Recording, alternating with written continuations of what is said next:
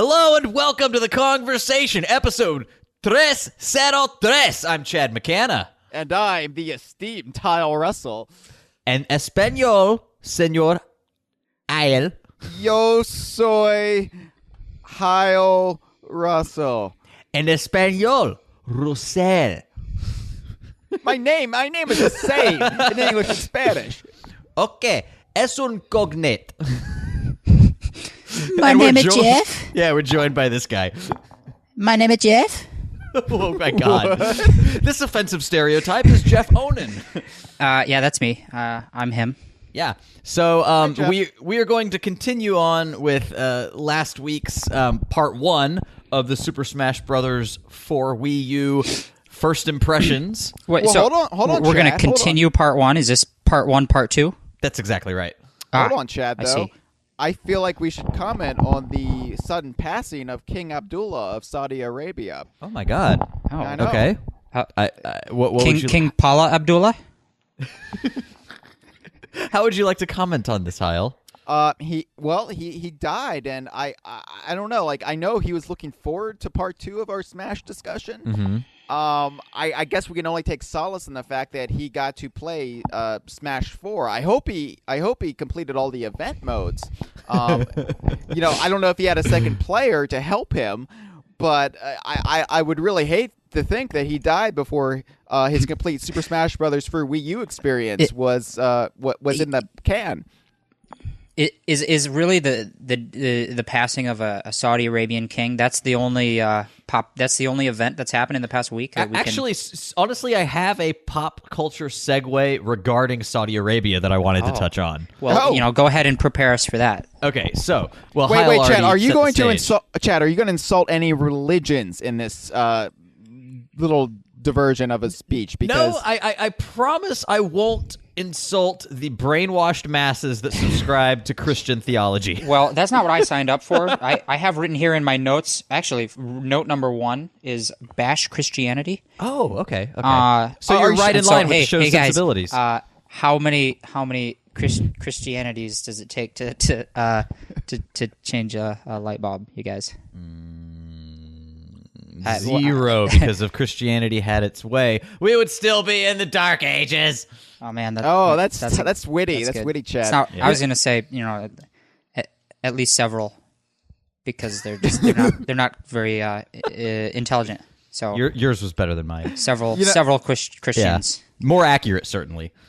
Jeff, yours was less offensive than Chad, but Chad, I do want to say that while I don't think we should be slamming people's faith, I do support your right to do so. Sure. J. Sweet Charlie McCanna. Thank you. I'm going to be bombing your house. Somebody's going to do it eventually. Yeah. Also, I'd like might to- as well be me, someone you trust. I'd like to draw attention to the fourth host that is joining us today, the Prophet Muhammad. Yes. No, Jeff. Abort.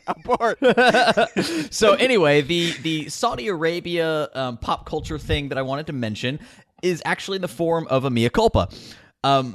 Night after night, week after week, we criticize the out-of-touch Jay Leno, but he actually said something that was alarmingly funny and insightful.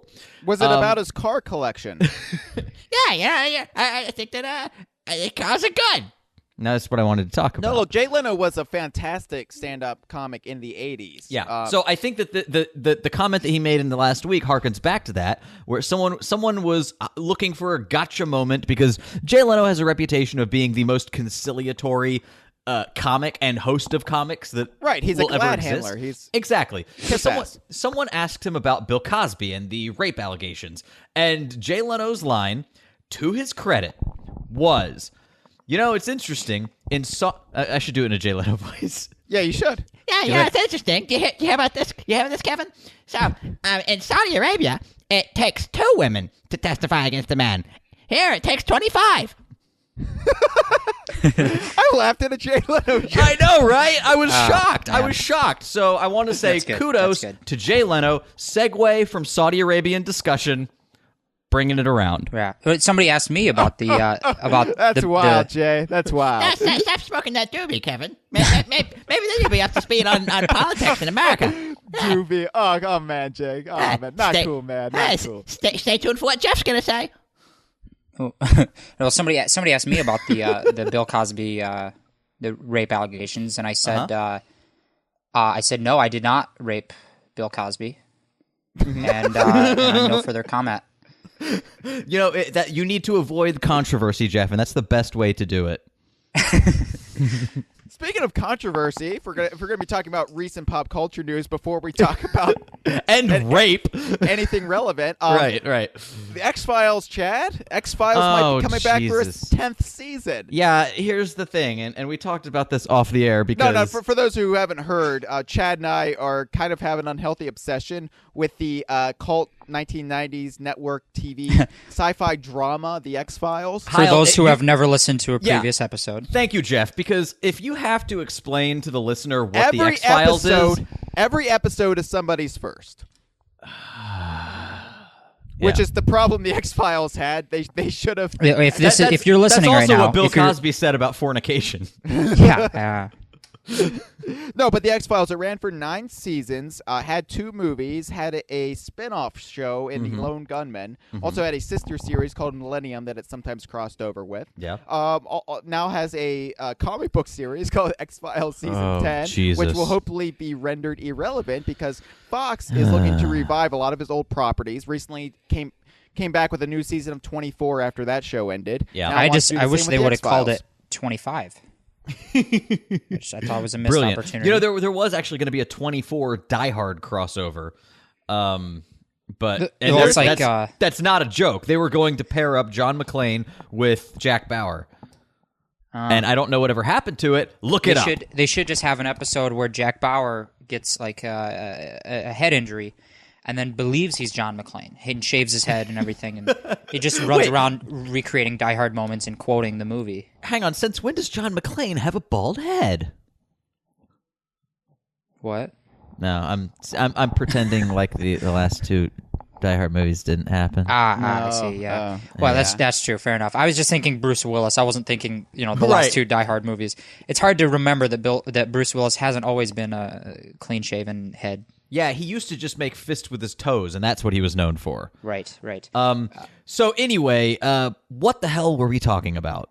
The X-Files. The X-Files. The Sex Files. All right. Yeah, apparently the X-Files is they're in talks to renew, they being Chris Carter, Duchovny, Gillian Anderson, because obviously you can't do the show without those 3 people. However, Hyle and I discussed this off the air. My take on it is I can't roll my eyes hard enough because Chris Carter has had ample opportunity to do the latter life of the X-Files justice in the last 2 seasons of the X-Files.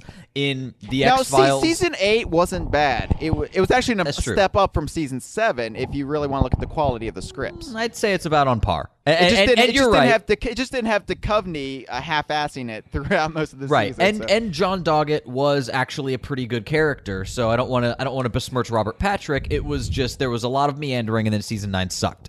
Season 9 was fucking terrible. Right. And the season 8 finale, Whale Song. So the Lone Gunman brought gifts. There's 3 of them. You get it? Jesus. So, yeah, they a little ham-fisted there. So anyway, there was that. There was the X-Files I Want to Believe, which was That's just a terrible name for a movie. Oh, my God. At least Fight the Future was not only not a tagline from the show, but really a really cool tagline that embodied the spirit of the show. Anyway, there was that train wreck of a fucking movie where the only paranormal thing in an X-Files movie is that Billy Connolly, the rapist priest, might be psychic. That is the only paranormal thing. There was also a lot of timely transphobia in that movie, too. Yeah, that was weird. Right? And why is Scully, who has seen all this insane shit, whose son is basically the alien Jesus hybrid of all this. Everything that happens, Mulder is right. The science is wrong. she decides to work as a surgeon in a Christian hospital that ties her hands when it comes to practicing modern medicine. Why would Dana Scully, after 9 years of character development, do this? It makes no fucking sense. And it was well, Chad, it's because she's a Catholic, and we've got to have this religion Jesus. versus crazy. I don't. It's not even religion versus science, because what Mulder does isn't science. It's just howling at the moon. So right. And, it was terrible. It was fucking terrible. And then they have this abortion of tree pulp that's called the X-Files season 10 comic series. Abortion of tree pulp is actually one of the new monsters that appears. Look out, Fluke Man. So after this is not the discussion Jeff signed on for. No. Well, I do have something to add. I was Sure. just going to say that I think that video games are fun, but sometimes they leave things to be desired. Much like the X-Files. Exactly. So to my point, no, so basically all of those latter-day X-Files things have been shepherded by Chris Carter, the series creator. So to hear that he is the driving force behind this potential resurgence of the X-Files leaves me with nothing but low expectations. Okay, but here's where it could be good. All right. Yeah, It's going to be. It's not going to be a full 24 episode run or whatever. It's going to be probably a 10 episode run. Yeah. It's going to have to be a lot more focused. They're going to have to touch upon the mythology and not shy away from it like they did with the last movie. But you say they would have to, as if the last movie wouldn't also have had to touch on the mythology and would have had to. Chris Carter has to know this is his last chance to do the X-Files justice. If he botches this, it's dead. Yeah, dead forever. but the fucking final movie was his last chance. This comic series is, how many last chances are we going to give this man before we realize that he has no understanding of what made the X-Files great? It was all the brilliant writers that he surrounded himself with. And I think, he's got to work up the nerve to go to Vince Gilligan and say, hey, I know you're like the biggest hotshot in TV writing right now. Yeah. Would you want to write an episode or two? And I'm sure Vince Gilligan would say yes if he has the time. Yeah. I bet he would, honestly. I think that if they do bring it back, they should call it the Y Files. Okay. I thought of that joke, Jeff, and I was like, we'll come back to it. I'll circle back around, but you beat me to it, so congrats. I'm sorry. No, it was yours to make. You came Well, up it's with a 25. bit of a sequel to 25. In terms of a joke sequel. Right, but it's a better joke because it also embodies the question the audience will be asking. Why? Yeah. Question mark. It works on so many levels. It's almost 2 levels. I would say it is firmly rooted in double level. Well, it is when Chad adds that in, except that I didn't think of that until he said it. Oh, so. Seriously? Oh, I thought that was the whole point. My joke was more shallow than that. It was just the letter Y comes after the letter X. And See, Jeff, in podcasting, we take credit for jokes we didn't make. Exactly. Right. Okay. Well, in that case, you know that thing Monty Python? Mm-hmm. My idea. Oh, but I loved that growing up, Jeff. You must have only been like 3 years old. That was brilliant. Yes. So that's anything to add about the X-Files, Hyle? Do you want to give Chris Carter the benefit of the doubt? You know what? In spite of myself, I would look forward to it because at least it would hopefully give us closure, and right now the X-Files did not give us any closure. It was, the world's going to end in 2012. And here we are, 2015. I'm still waiting for the world to end. It's almost as if that whole show was a fiction.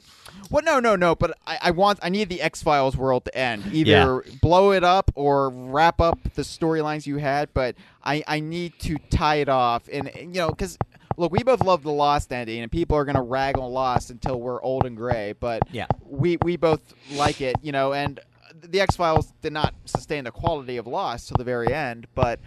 I need closure. Well, I need Mulder and Scully sitting in an afterlife church, basically.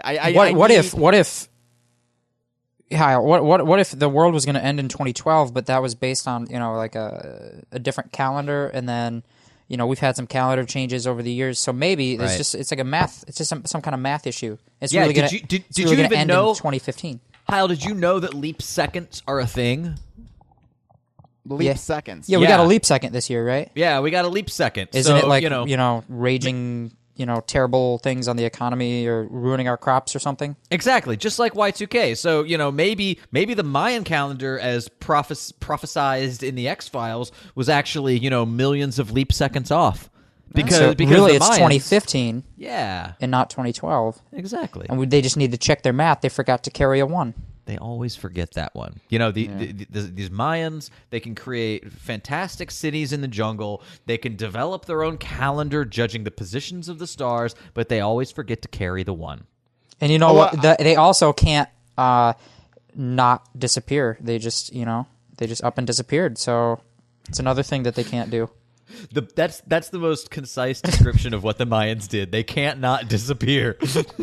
Actually, but I think that they're actually going to touch upon what happened to the Mayans in the other revival that was just recently announced. Quantum Leap is coming back, but only as a webisode series called Leap Seconds. Is that a joke?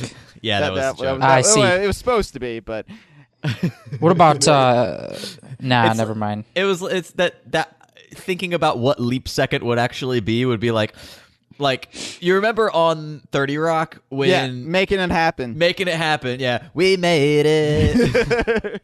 Oh boy. Yeah, that would be Scott Bakula's return to fame. Yeah, and if any joke bombs during this episode, I'm just gonna say Scott Bakula leapt into my body. Yeah, he Scott Bakula is known for having a horrible comedy career. So anyway, let's get to some due diligence so we can finally get to Smash Brothers Part 1, Part 2. That sounds great. All right. So, so how many diligences are due today, this week? Several. One of them is that you can call the Kongversation and give us a voicemail that we will play on air, as we will in just a few minutes. That number is 1-281-410-5664 or KONG to keep it simple. Or KONG. a Chad, word. do you know that spells Kong? What? Yeah. Oh. As in Donkey Kong. Like Viet Cong. Yeah, no, Viet Cong is spelled with a C. It's different. Yeah, but not in Vietnamese. Oh, you're right. I think we've been over this. I think... yeah, they replaced the... Yeah, that's right. I jokingly can speak Vietnamese, so... That's Call back. Innuendo. That was last season. Does last season carry over into this season, or have we rebooted? Yeah, this is a soft boot. Look, if Arrested Development can continue to make jokes they established in the pilot, then so can we. Well, okay, good. Deal. And that's exclusively the jokes that we will be using in this episode. So, call the Kongversation. 1-281-410. Kevin Callahan gets all of his material from our pilot, so... Kong. You mean Kevin Callahan from the games industry? Yeah. Oh, okay. How's he doing, by the way? He's I don't know, he's living in Minnesota with his wife and kids. Yeah, well, that's great. allegedly. We don't know. He is missing. Yes, find Kevin Callahan. Is that like that edutainment Mario title? Kevin Callahan is missing? Was Mario's missing edutainment? I don't know. It's one of those... We should ask... We'll bring I Am Gibbon on the show. He'll tell us what it is. Oh, okay. Great. Okay. Yeah. Forum member. They should put Kevin Callahan's picture on bananas. You know what's nice about that? We'll have to force I Am Given to pay us $150. So it's not so much a prize as a shakedown. Yeah. Jeff, you think you're on here as a staff member, but we actually have your credit card number and we are using it. Is that why you guys asked me for that? Yeah. Three Twitter updates in as many months is not free license to appear on the show, Jeff. When you guys asked me for the credit card, I thought it was, like you said, it was just to verify that I wasn't a criminal or underage or something, and that you guys were going to go on webcam and show me your breasts, and then all of a sudden I'm getting charges on my credit card. Yeah. Well, just divide by 10 because each of those tokens costs a dime. That's a My Free Cams reference. Ah. It's not What really is- free what- if it costs a dime, though. What does Cameron Regal have to do with this discussion? He's free. No. And he's mine. So call the hotline. Join the forum at dkvine.com/forum. Apparently, and I don't know if this is true. Hyle, Jeff, maybe you can weigh in. What I've heard is that there's never been a better time to join than this time that I'm speaking in. Well, that depends on who you ask. Okay. Because we are speaking now on Thursday, January 22nd, but this episode will likely air on Saturday, the 24th. And so I would say no, that now is not the best time to join. I think the best time to join is 2 days from now when this episode actually comes out. Wow. I did the math, unlike the Mayans, and it's coming out to be this Saturday. Well, the you best forgot time. the leap second, so it's Yes. actually going to be 2017. I think Scott Bakula just leapt into Jeff's body and gave us that information. Are you saying think that? that- I don't think- I don't think that was that's a a bad point. joke? No, I don't think that's a point that Jeff would have made because I don't think Jeff is that good at math, unlike Scott Bakula. Right. Scott Bakula is a known mathematician. We all know it. That they wouldn't have shot him. That he wouldn't have been the first Enterprise captain if he couldn't do some math. Counting to one. It's probably true. Okay, so join the forum. A lot of good conversation. Actually, it is all the drama has died down quite a bit. We've divided up the forum into relevant and non-relevant sections, and it's done a lot of good. So I've barely gone into completely Yeah. relevant discussions since we did that, and it really does. You know, help. if you want to, thing is, so now we accommodate everyone. Now, if you if you want to talk about an obscure character from Banjo Pilot, you can do that. If you want to talk about Gamergate, we also have things for that. So come on down to the forum. yeah. But don't and- blame us if you type in Gamergate and something else comes out of your text. I don't know what might happen. yeah, we're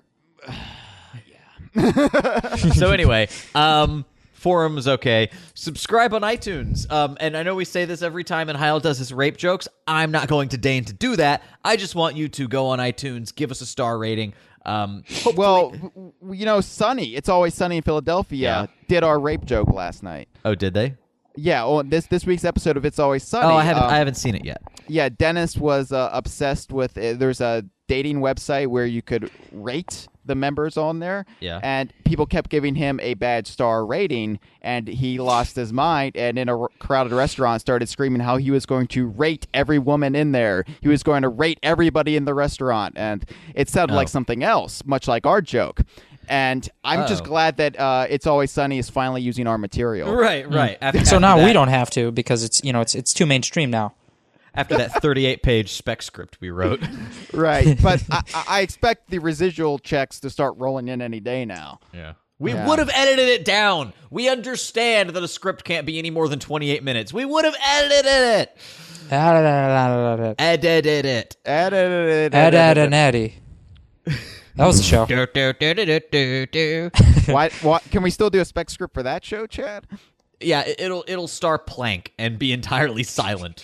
My issue with that show was that the Jawbreakers were just unbelievably large, and they created expectations that the real world market could not meet when you go to buy Jawbreaker candies. Yeah, that took me out of the reality of the show even more than the fact that it was a children's cartoon. Yeah, it's because you'd put the Jawbreaker in his mouth, and his cheek would suddenly have the inner space to capacitate a 3-foot diameter fucking sphere. And I think to myself that would make you sore because I've chewed on Jawbreakers. Well, I've sucked on jaw. You're not supposed to chew them; it's bad for your teeth. I've sucked on Jawbreakers. Like a Jawbreakers. webcam I watched recently. Jawbreaker, more like internal reality breaker. Am I right? So rate us on iTunes. That's and right. Do not rape us. Yeah, thank you. Also follow us on Facebook, Twitter, Tumblr, and YouTube. And you can Follow find DK Vine, not the Kongversation. It's DK Vine you want to follow. Right. eHarmony. That's right. You can find all of those at dkvine.com/Facebook/Twitter/Tumblr/YouTube and /eHarmony. So anyway, tell your friends about the show. Please try and spread the word. We promise to limit our anti-Christian screeds to 1 per episode. And I would like to apologize. Apparently, I got some flack for the joke I made about gunpie last week. Where I was shocked by that. It was a terrible joke, but I just wanted to clarify that I'm a big admirer of the man, and Chad and I and Jeff, basically the whole DK Vine staff is the biggest bunch of Virtual Boy nerds you'll find on the planet. The only Virtual Boy nerds you'll find on the planet. Outside the Virtual Boy archive. Right. That establishment. Hey, Hyle, did you hear? Did you hear this? No. What, Jeff? Gunpei Yokoi was on the radio today, and the dashboard and the steering wheel and the windshield. Oh God! Jesus Christ, Jeff! Jeff, that's too far, man. No, I learned it from listening to you.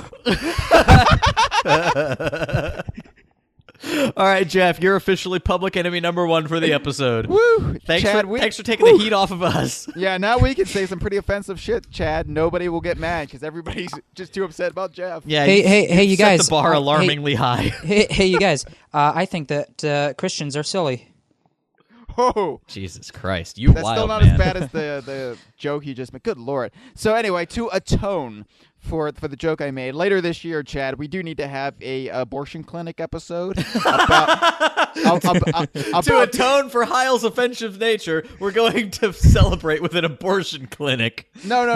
An abortion clinic episode about Donkey Kong Country 2 Virtual Boy, which then we can spin into an entire episode about the Virtual Boy. Yeah. Because If you're gonna do that, you ought to do like the New Year's forecast where you get all the staff on, but only like all the staff which actually own a Virtual Boy, because I think most of the staff. The thing is, when we have that many staff members on, it's a train wreck, and we want this to simply be a hit and run. Yeah, So, like even adding 1 person to the mix makes it borderline unlistenable. Especially when that person is Matt. I was referring to myself. Suck it, Matt. The show just hasn't been the same since I came back. So that's all the due diligence we have. Rest in peace, Mr. Diligence. Let's get to some calls. that's right. And rest in peace, Gunpei. Don't take it back now. Hey, it's Zolo Ludicolo here. I'm calling to ask you a question. It's been well established that Donkey Kong Country is sort of the opposite of Mario, where Donkey Kong Country has these lush, realized, kind of grounded environments that make you feel like you're in a world, while Mario has these, like, obstacle, playground, sky things.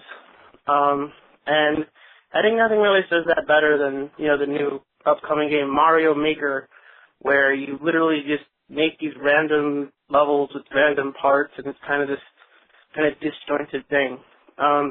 My question is, let's say for whatever reason Nintendo got in their head to make the same thing for Donkey Kong.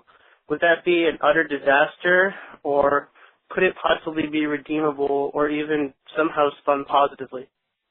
Thank you very much, and have a ludicolo day. Thank you, Zolo, Liddy, Colo, Lulu, Cold. Did you catch that, Hyle? Zelda Lulu Kodo? Yeah, something like that. All I caught was Zelda. Okay, well, anyway, good question. We haven't touched on Mario Maker too much, other than bemoaning the fact that it uses original Super Mario Brothers physics. But yeah, which is like I mean, I don't know if you can say they perfected it in Super Mario World. Yes, you can, and they did.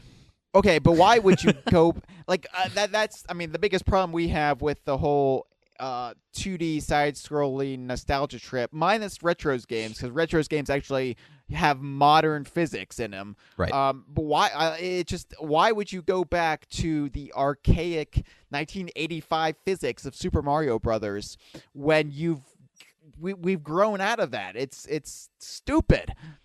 Yeah. Here's the thing. Hyle, you mentioned before several times on the program that you enjoyed the Mario games until Donkey Kong Country came around, and it was sort of a revelation for you because it matched your sensibilities a lot more than the Mario games did. Correct. I was born in 1993, so you're a baby. Yeah. God. Oh my God, that's disgusting. I don't really remember a time without Donkey Kong Country. So yeah, you do. The first 12 years or first 12 months. The first when 12. Yeah. Yes, Yeah. I remember those months well.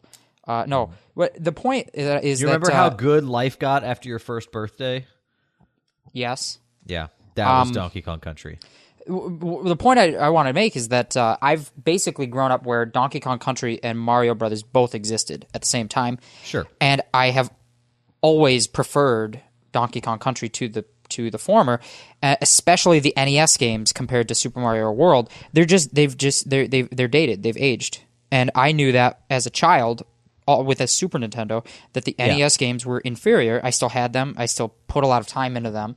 But like you say, there's just no reason to go back to those physics and go back to the NES based nostalgia and all that stuff. There's just we've moved on.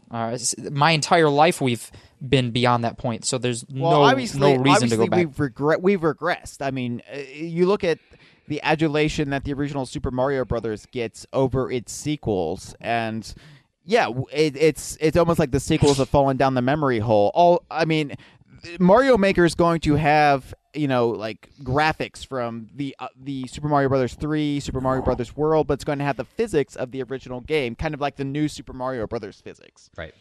By the way, just 1 day ago, 3 days ago, when you listen to this, the world record. If you make a quantum leap back in time, right? The world record speed run for Super Mario World on the original hardware has been beaten. I saw that headline. The game can now be beaten in 5 minutes and 59 seconds. Kind of makes your childhood feel worthless, doesn't it? Yeah, that record was actually set by a guy named Seth Bling, and it is he uses the first level of the game to actually write code to the game's random access memory and programs a glitch that allows him to skip to the end credits. See, does that even count as a speedrun? No, I feel like it does. It does in the speedrun community. Okay, see, I feel like a speedrun when I was a kid, actually using what the game presents to you. It shouldn't be breaking the game, like exploiting flaws in the game. I tend to agree. When I was a kid, I remember specifically trying to beat Super Mario World as quickly as I could, and it was basically using the whistles. That would be Super Mario Bros. 3. Super Mario Bros. 3. You're right. But Super Mario Bros. 3, use the whistles, and you can skip over entire worlds, and I thought that's so cool.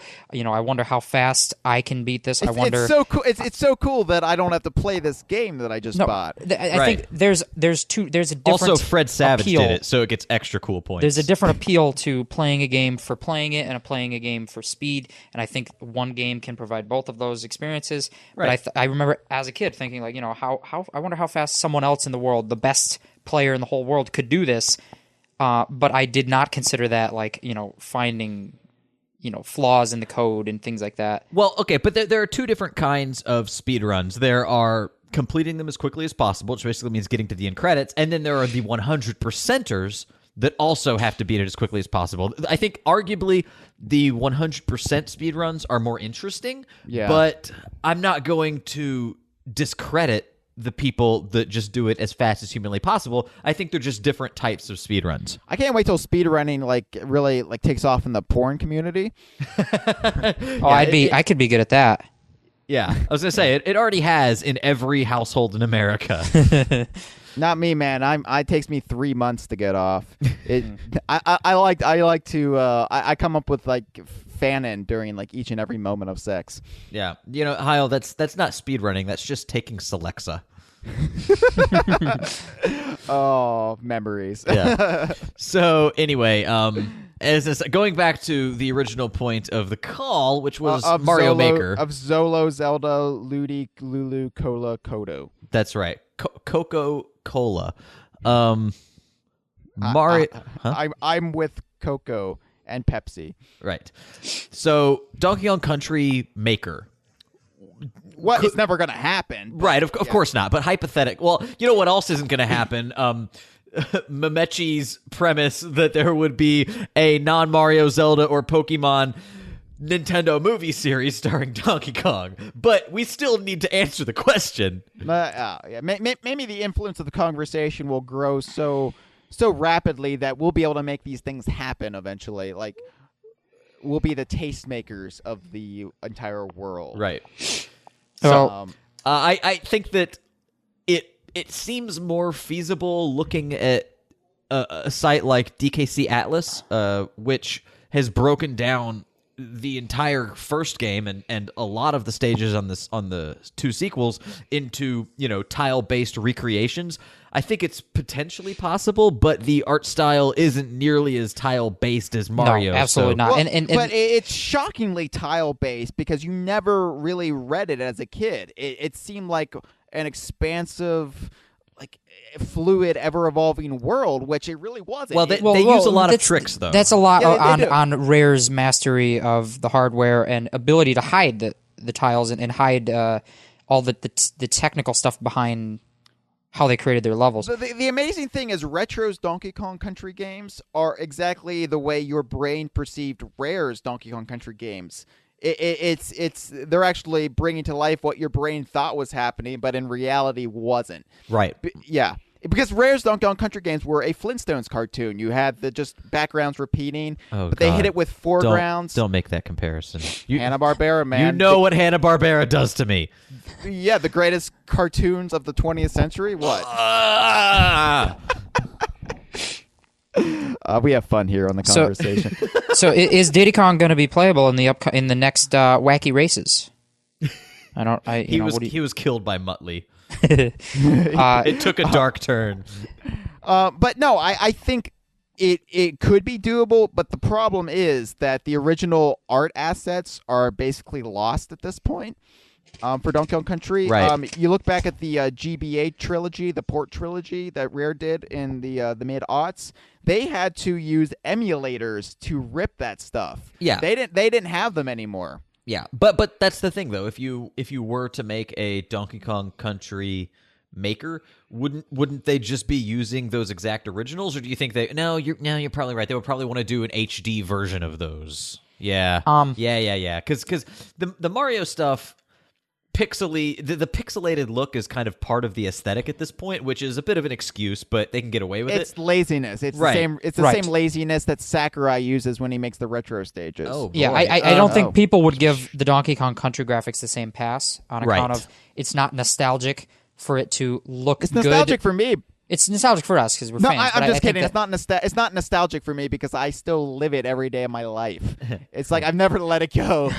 Yeah. No, but you take the same philosophy with retro gaming as some people do with drinking. you can never have a Donkey Kong hangover. No. Hair of the ape. And it's funny that you brought up DKC Atlas because there's tons of modding projects on there where people do try to create their own levels using assets. Yeah. From ROM hacks and rip, but they never look exactly right. They never look even remotely like a professional presentation, and I think that at that community they do have more of a focus on the gameplay aspects of things and the challenge and. Well, it also seems to suggest that Donkey Kong Country is harder just to take those elements and make something new out of them. Yeah, it never has that polished look that Rare's games did. Right, and it's very easy to take the NES graphics and make your own levels that also look professionally made. It's nigh impossible to do with Donkey Kong Country's graphics. Yeah. Now, here's an alternative idea I had, and is that Mario Maker should have unlockable content based on other franchises if you sync Amiibo. Uh-huh. So if you put the Donkey Kong amiibo in there, you don't necessarily get Donkey Kong Country level graphics, but you get some Donkey Kong Country assets like barrel cannons, ropes, and things that you could use in the levels that you couldn't use unless you had the Donkey Kong amiibo.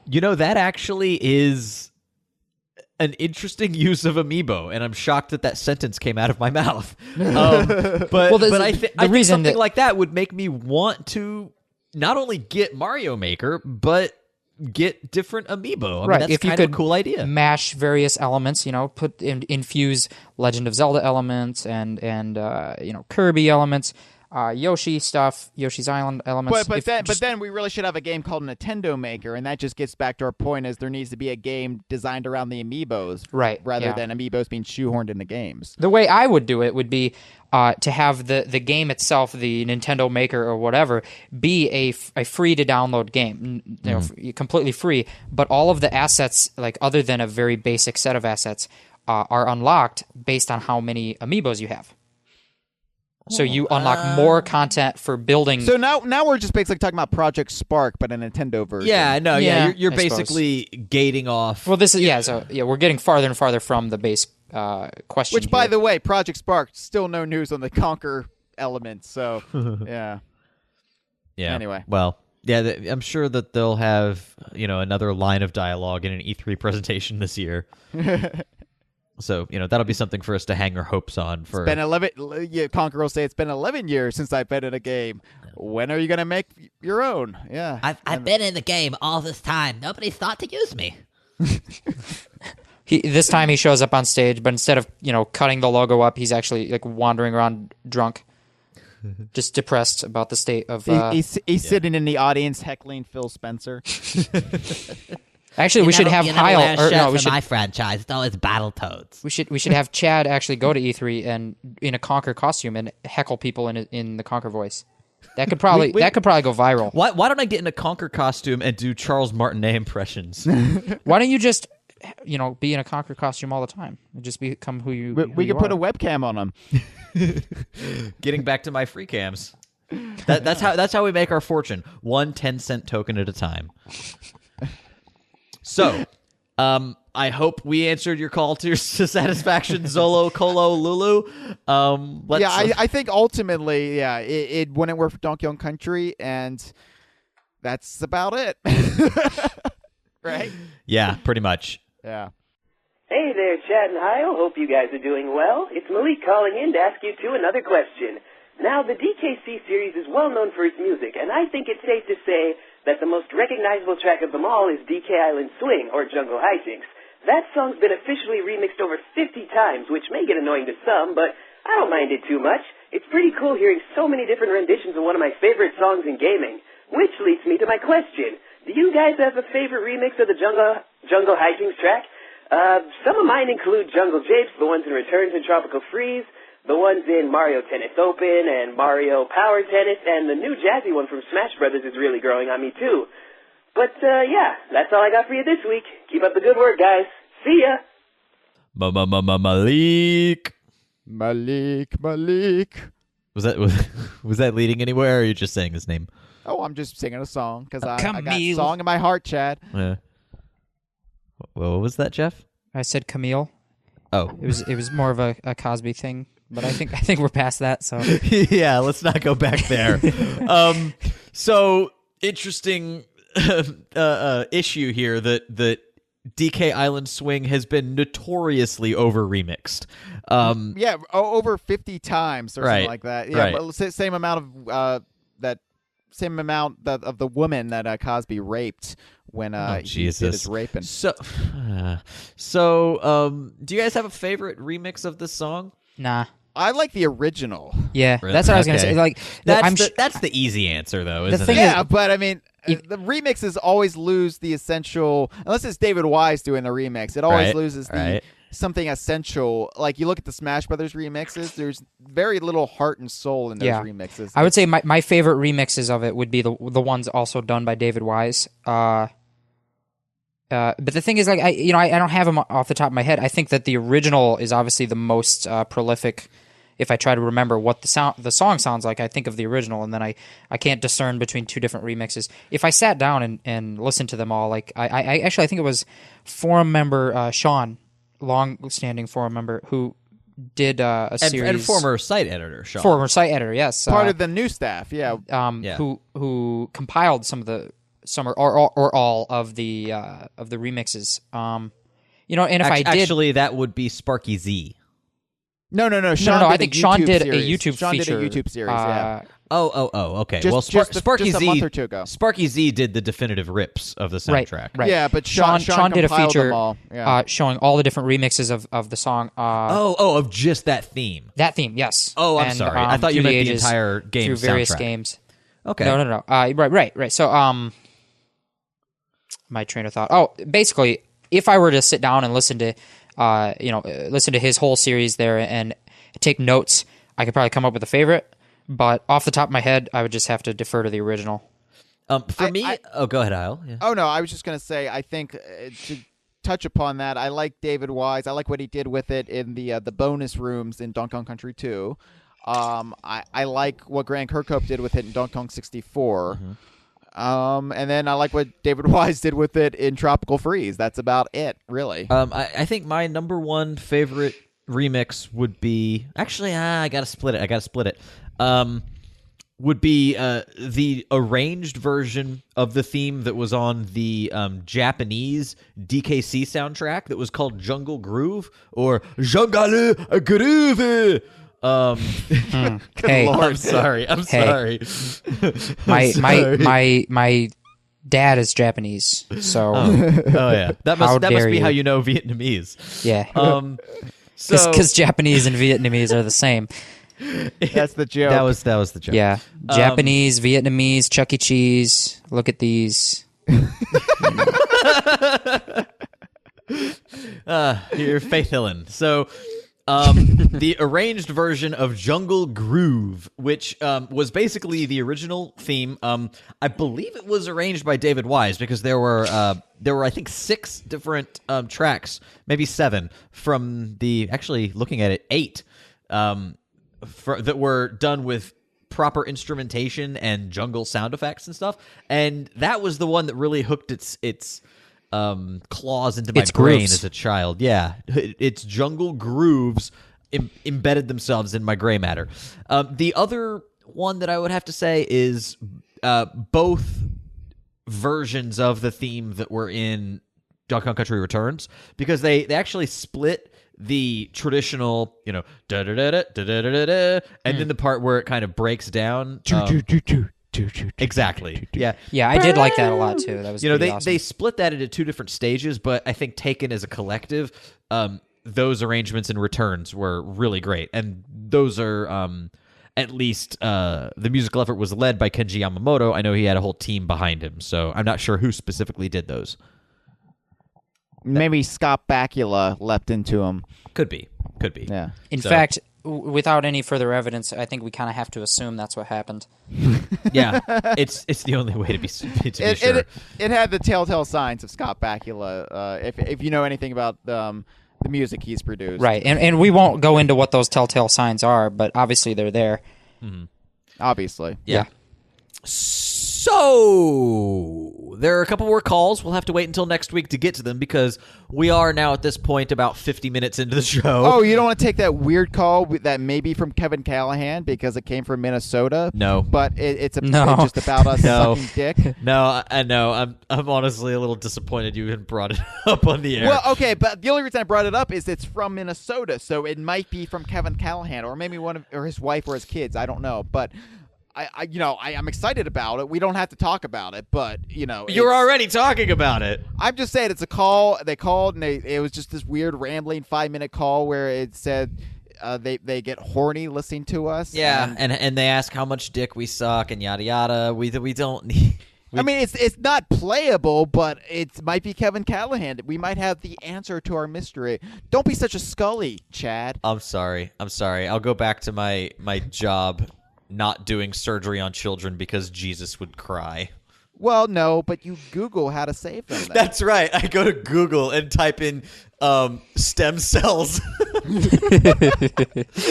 that movie. That movie. Come on, Scully. You know how to use a search engine. Type in stem cells wiki. Yeah, and take you right to it. And Scully, put quotes around stem cells. All right. Yeah, you could get anything otherwise. Yeah, you're just gonna find a bunch of articles about how people store small twigs in jail cells. It could be better though. She could have gone to stem Ask cells. Jeeves.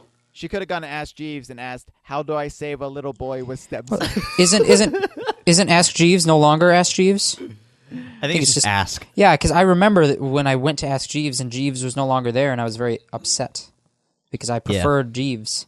He went back to England. There was a little bit of bit of personality there that I felt. I wonder what happens if you go to ask.com and ask where Jeeves went. We're so worried about Kevin fucking Callahan, but we've never asked where Jeeves has been all this time. Well, until Jeeves, shame on you, Hyle, Russell, Jeeves hit, and Chad McCanna.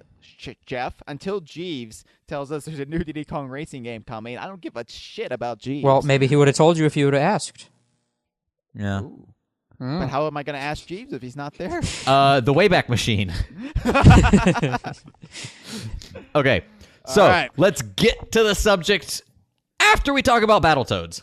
Oh, Battletoads. Yeah. Battletoads. So, there has been a lot of teasing about Rare this year returning to form, making quote unquote Rare games again. Phil Spencer, who is the president of Microsoft Game Studios, he's one of the head guys that's not Ken Lobb.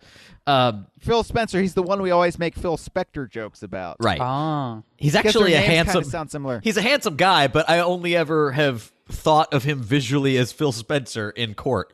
Also, at last E3, Helmos possessed him, so there's that. We've got to. I mean, who hasn't Helmos possessed at this point? Yeah. So or Scott Bakula, for that matter. Rob Scott Bakula possessed Helmos, but that's oh my that's god, a different Helmos thing has entirely. been Scott Bakula this whole time. so it just writes itself. Yeah. So anyway, Phil Spencer appeared at some kind of Windows presentation. I know behind Windows him, 10 when they were talking about presentation. Windows 10, yeah, which is Talking strange about because, Windows 10. because he is a Microsoft Game Studios exec, not a Microsoft exec. I'm sure I didn't watch it, but I'm sure he was talking about the integration of Windows 10 and the Xbox games. Whatever. I don't follow it. Just give me good games. I don't care about the infrastructure. Yeah. Anyway, apparently, I'm like Congress. I don't care about infrastructure. That's one for you political junkies out there. So apparently, Phil Spencer is known for wearing tongue-in-cheek, sly, hinty T-shirts at large, important press conferences. And at this presentation, he was wearing a shirt with the Battletoads logo on it. Someone asked him about that, and he basically said, well, I wouldn't wear a shirt for no reason. That's something I would never do. So right. Phil Spencer is rock concept album cover come to life in that there's meanings everywhere, man. You just got to smoke a doobie and stare at them, and you eventually all will be revealed. Or you can just look at his shirt and take the literal meaning of it. Well, there's that too, but Battletoads, let's really think about that. Do you maybe he's waging battle with Captain Toad treasure trackers.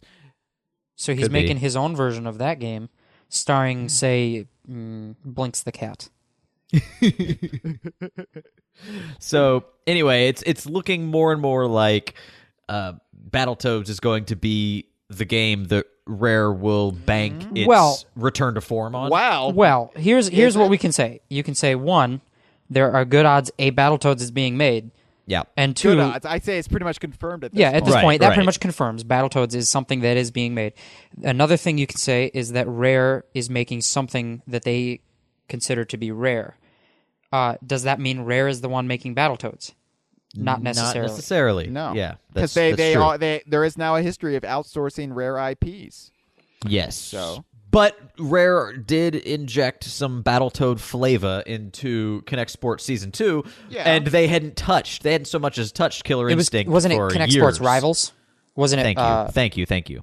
They blur together for me. Right. So, however, the in the same capacity, classic Kinect Sports Rivals. In the same capacity which the Battletoads appear in Kinect Sports Rivals, so also does Banjo, and I thought maybe No, Mumbo. It's Mumbo. No, Mumbo is something else. Mumbo was the DLC thingy with the challenges. There's billboards. The billboards are different than the things that Mumbo is. It was Battletoads was on a billboard thingy, not a billboard. It was like a big screen showing something. And then Banjo was there, and some other rare IP, whether it was either maybe Jet Force Gemini or there's something Perfect Dark. Perfect Dark might have been Perfect Dark. My point is none of those things were Fulgore. They haven't touched Killer Instinct in years, but obviously there is a little bit of Battletoads love at Rare. I thought that they did make reference to the evil corporation from Killer Instinct, I might be mixing. I might be mixing it up with Perfect Dark. I think you're confusing Ultratech with Datadyne. Yeah. My point is that Kinect Sports Rivals is actually full of many Rare references. Okay. So I wouldn't take it necessarily to mean anything towards a particular thing. No. My point was, I don't think we should lump Battletoads in with Killer Instinct because Rare itself has made a much more recent reference to it. Yeah, well, at this point, we don't know. And it's just a bunch of not knowing. But I think I'm going to side with Jeff here. I just have a gut feeling that I think Battletoads is being developed by somebody else, and Rare is doing not Banjo, but an original IP. Okay, well, I think that we're Battletoads is being developed by somebody. That's where I'll draw the I line. think That's we a can bold all agree on prediction, that. Chad. I think we Yeah. can all agree on that. Somebody is making a Battletoads game, And in honestly, fact, on the forum I just read earlier, I think it was maybe the user Rock posted a clip of the Battletoads GBA, the Game Boy Advance game that was canceled. Yes. And he said, "Now watch the new game just be a port exactly of this, but on Windows Phone with Game Boy Advance graphics." That'd be nice, wouldn't it? They would have to, that would mean that Rare has written a top-to-bottom Game Boy Advance emulator before Nintendo. Actually, if there's anybody I trust to do that, it's Rare, because they're really good at like banging out hardware, and they know how to make the most out of hardware. So I'm sure they could find a way to emulate it. Yeah. Yeah. Well, anyway, that's the latest and greatest news in the Donkey Kong universe world. Well, yeah. I mean, Well, honestly, it would just be nice. It's going to be nice to see Rare making something that's not Connect Sports. I don't really have that much interest in Battletoads, but it does feel good that it's not going to be just shovelware. If they decide to go, well, the original Battletoads has a certain it's not completely a side scroller. There's a bit of movement in and out of the plane, Right. So it's kind of isometric in a way. It's Double Dragon, basically. If they tried to reinvent that for a modern audience, it could end up playing pretty similarly to Grab by the Ghoulies.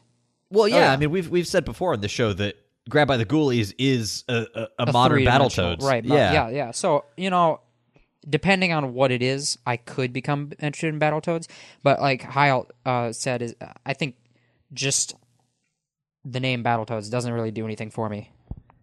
I always looked at Battletoads as, well, A, a ripoff of Ninja Turtles, which it was. Well, obviously. Well, Yeah. obviously. Right. But B, I don't know. I never felt good about the characters being called Zit, Pimple, and Rash. And I don't know. It just always struck me as like, it is the Cracked to other games' Mad Magazine. Like, it's kind of the dirty off-brand version. And I would suggest that it's what the critics of Donkey Kong Country say that game is, but what it actually it's a extreme 90s piss take. It's I had Battletoads as a kid, but like I said, I grew up right in the Super Nintendo to the N64 era.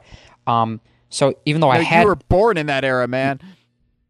Right, I was born in that era. I grew up more in the N64 era, I would say. But my point is that I was already to the point where I didn't really have much of an appreciation for the NES, because you really have to. The only way to enjoy the NES is to have the nostalgia for it.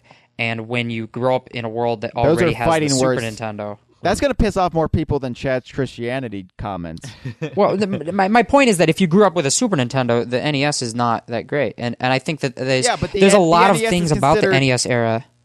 The NES is considered sacred. But there's so much about the era that is just, bad game design. There's so much of it that there's a reason we moved on from it. But a lot of that bad game design was because the hardware boxed in a lot. Right, that's what I'm saying. But that's why I'm just saying that I don't have any nostalgia for Battletoads because I was born in 1993. I don't have any nostalgia for Battletoads. I was born in 85. I played Battletoads, and you, sir, know Battletoads. No, I just think it's a bad game. It's not a bad game. It's a bad game. It's not a bad game. It's unplayably difficult, but beyond that, it's very difficult. But beyond the difficulty, I think that difficulty lies in how unfucking playable it is. It's like everything clips into everything because they're using sprites that are way too big for the hardware. There's constant graphical glitches. You can't tell where you are vertically in the game. There are things that seemingly happen randomly. You can punch air and hit a bad guy. Conversely, you can repeatedly punch a bad guy and hit nothing. The hit detection is terrible. It's a bad game.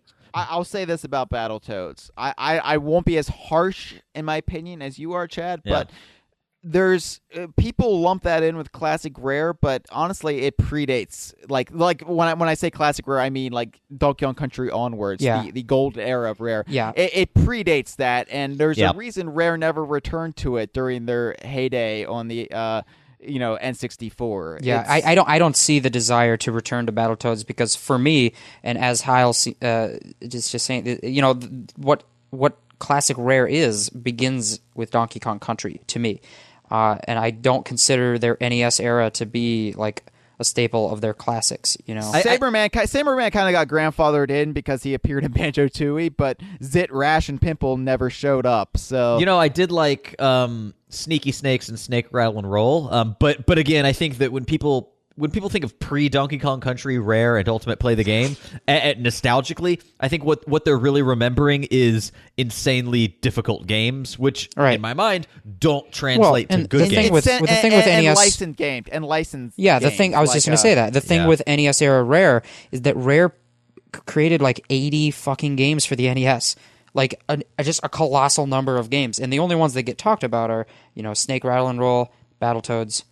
maybe a couple RC Pro-Am. Yeah, which showed up in Jet Force Gemini. But there's dozens of other games that came out at the same time. Plot of the game. Literally dozens of games that, I just don't consider that era to really be a big part of the Rare culture. What about NES Jeopardy don't you consider a part of Rare's culture? Yeah. Is it Alex Trebek? Do you have an aversion to tasteful mustaches?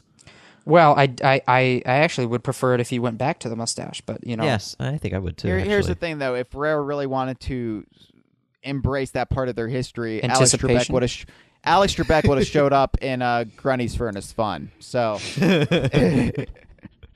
that's the real reason that the safe was dropped on Blabelda and Mingella was they didn't phrase it in the form of a question, right? Okay, so I think that's about all of really the mileage we can get out of a Battletoads discussion until we see or hear more. Well, E3, buddy. E3 is only 5 months away. Hashtag anticipation. Hashtag Ted the Boat Builder 2015. I like hashtag anticipation to be used as a resurgence of the Anticipation franchise.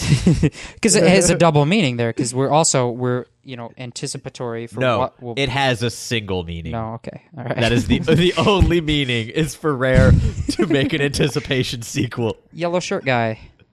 Yeah. Etc. Yeah. Bring him back. Smash Brothers for Wii U. Jeff, did you listen to last week's episode with Mr. Joseph Mudd? I did. Okay. Well, I told you guys beforehand, I listened to everything but like the last 15 minutes or so, and not because I didn't want to, but just because I had shit to do. But yes, I think that because Joe, he kind of threw some shade your way. If you know what I mean. He threw some mud in your eye. Ooh. Mud with 2 D's. That's right. As his name is spelled. One for both eye. Yeah. So should I address that first? Is the allegations against me the mud thrown my way, or Absolutely, do you want to say something else? Or no, go for it. Joe said something along the lines, quoting me, "If you and your friends don't enjoy it, it's not for you, and you shouldn't play it."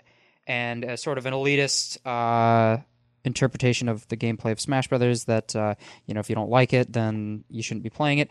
That's what you said, right? I did say that. He was I quoting did say you. that. He was quoting me. I don't know. I can't say if that's a direct quote or not. He said it was a direct quote, and I believe him because America, love it or leave it. Yeah.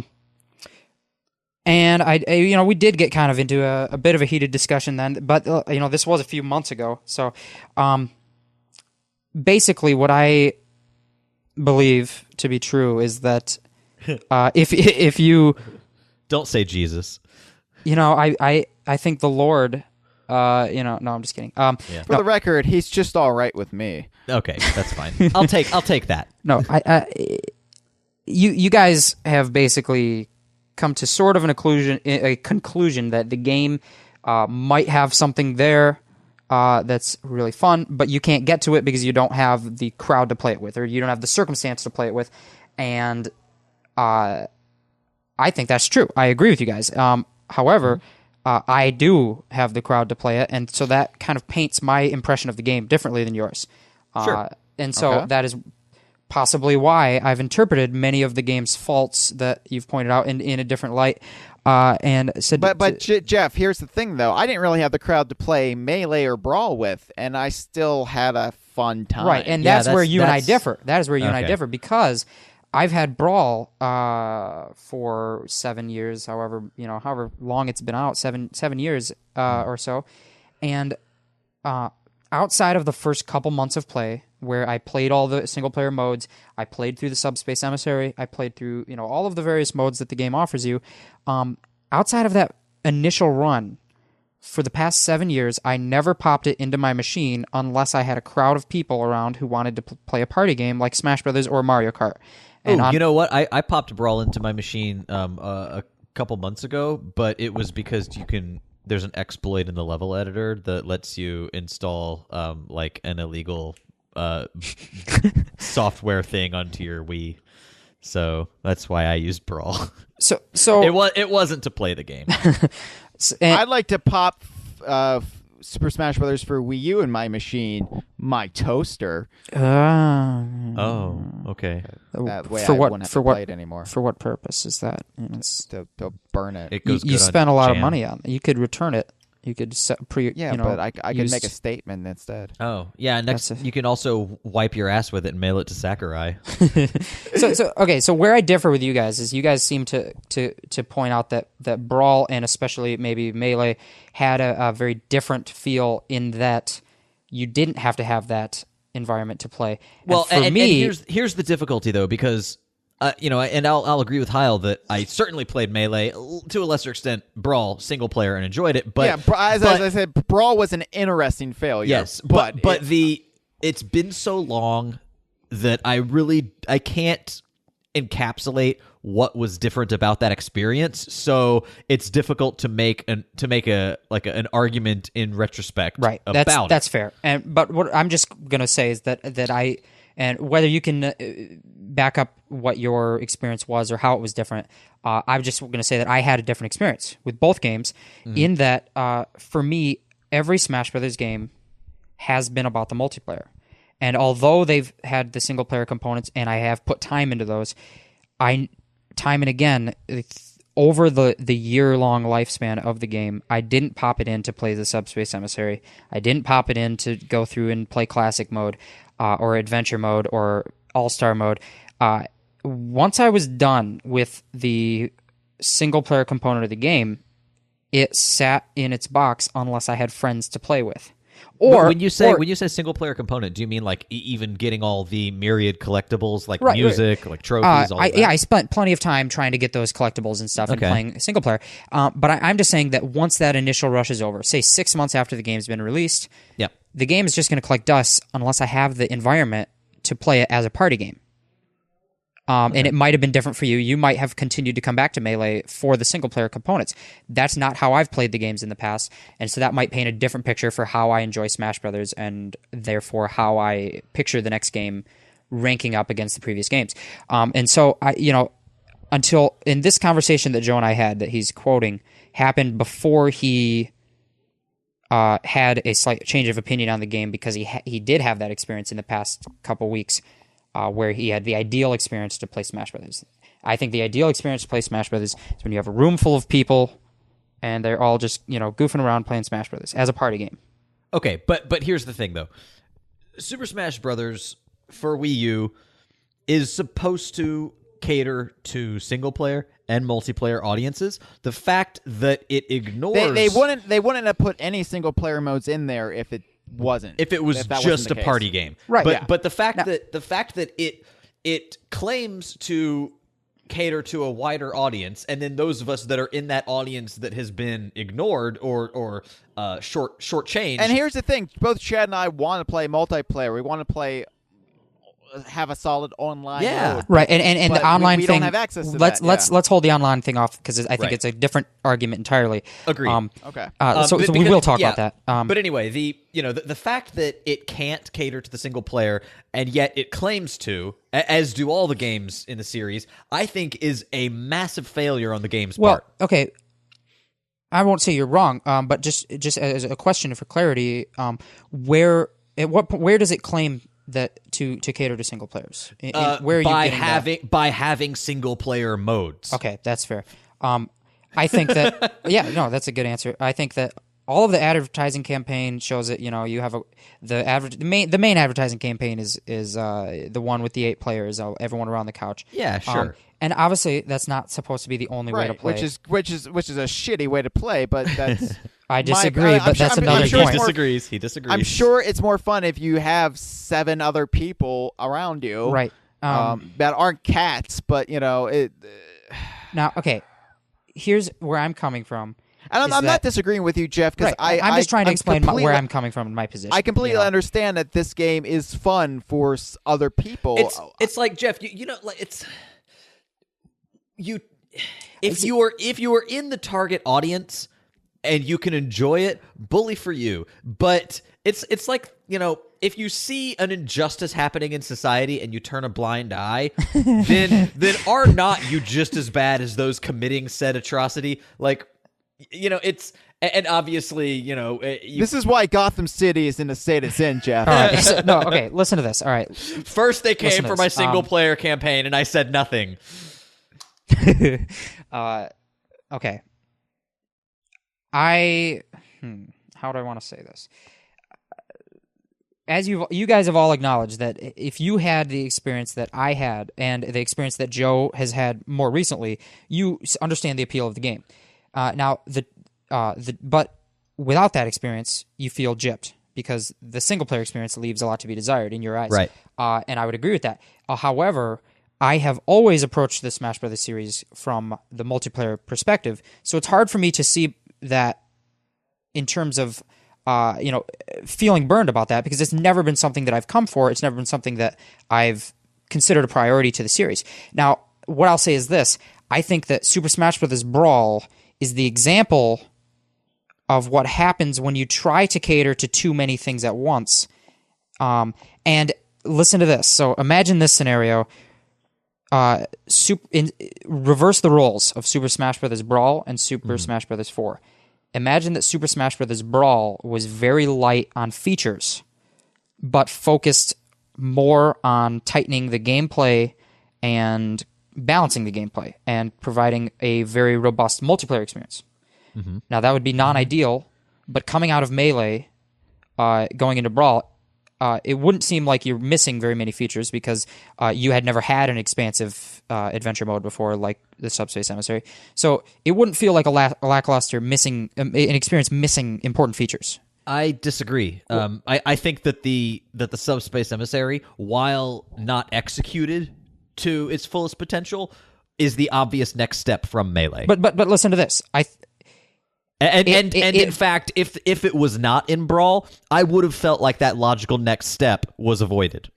But my point is that I reject your entirely hypothetical argument. You didn't let me finish my hypothetical argument. Okay. I'm saying that had Brawl been a experience that focused on the core gameplay and didn't have all the frivolous extra features, then Super Smash Bros. Okay, but you're already coloring it. You're calling them frivolous, and I disagree that they're frivolous. Okay.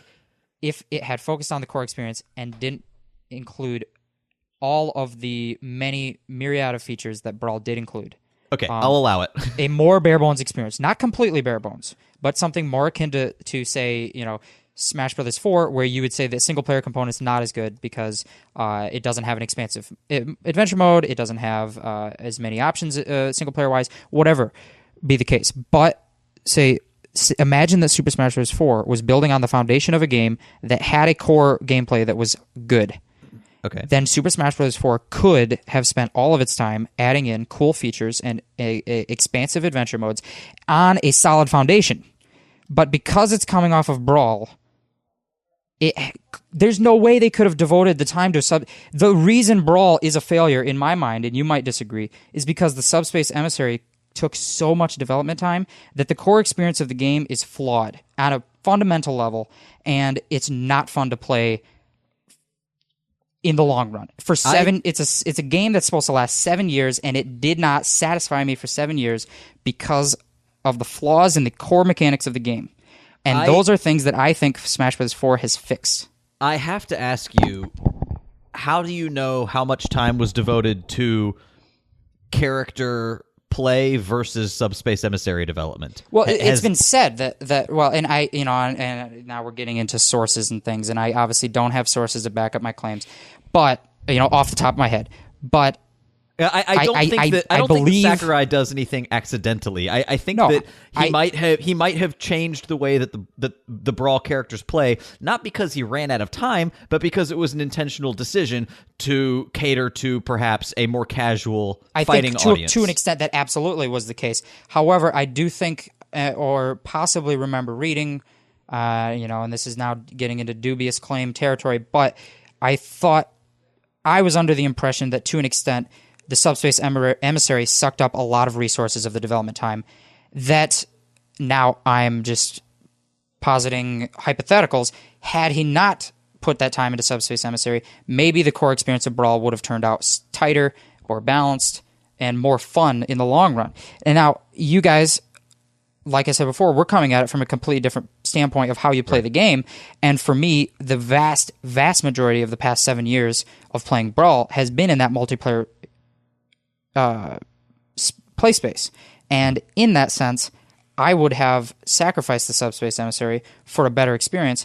And many players who chose to return to Melee, the very existence of something of the Project M community, which is a hack of Brawl to make it more like Melee.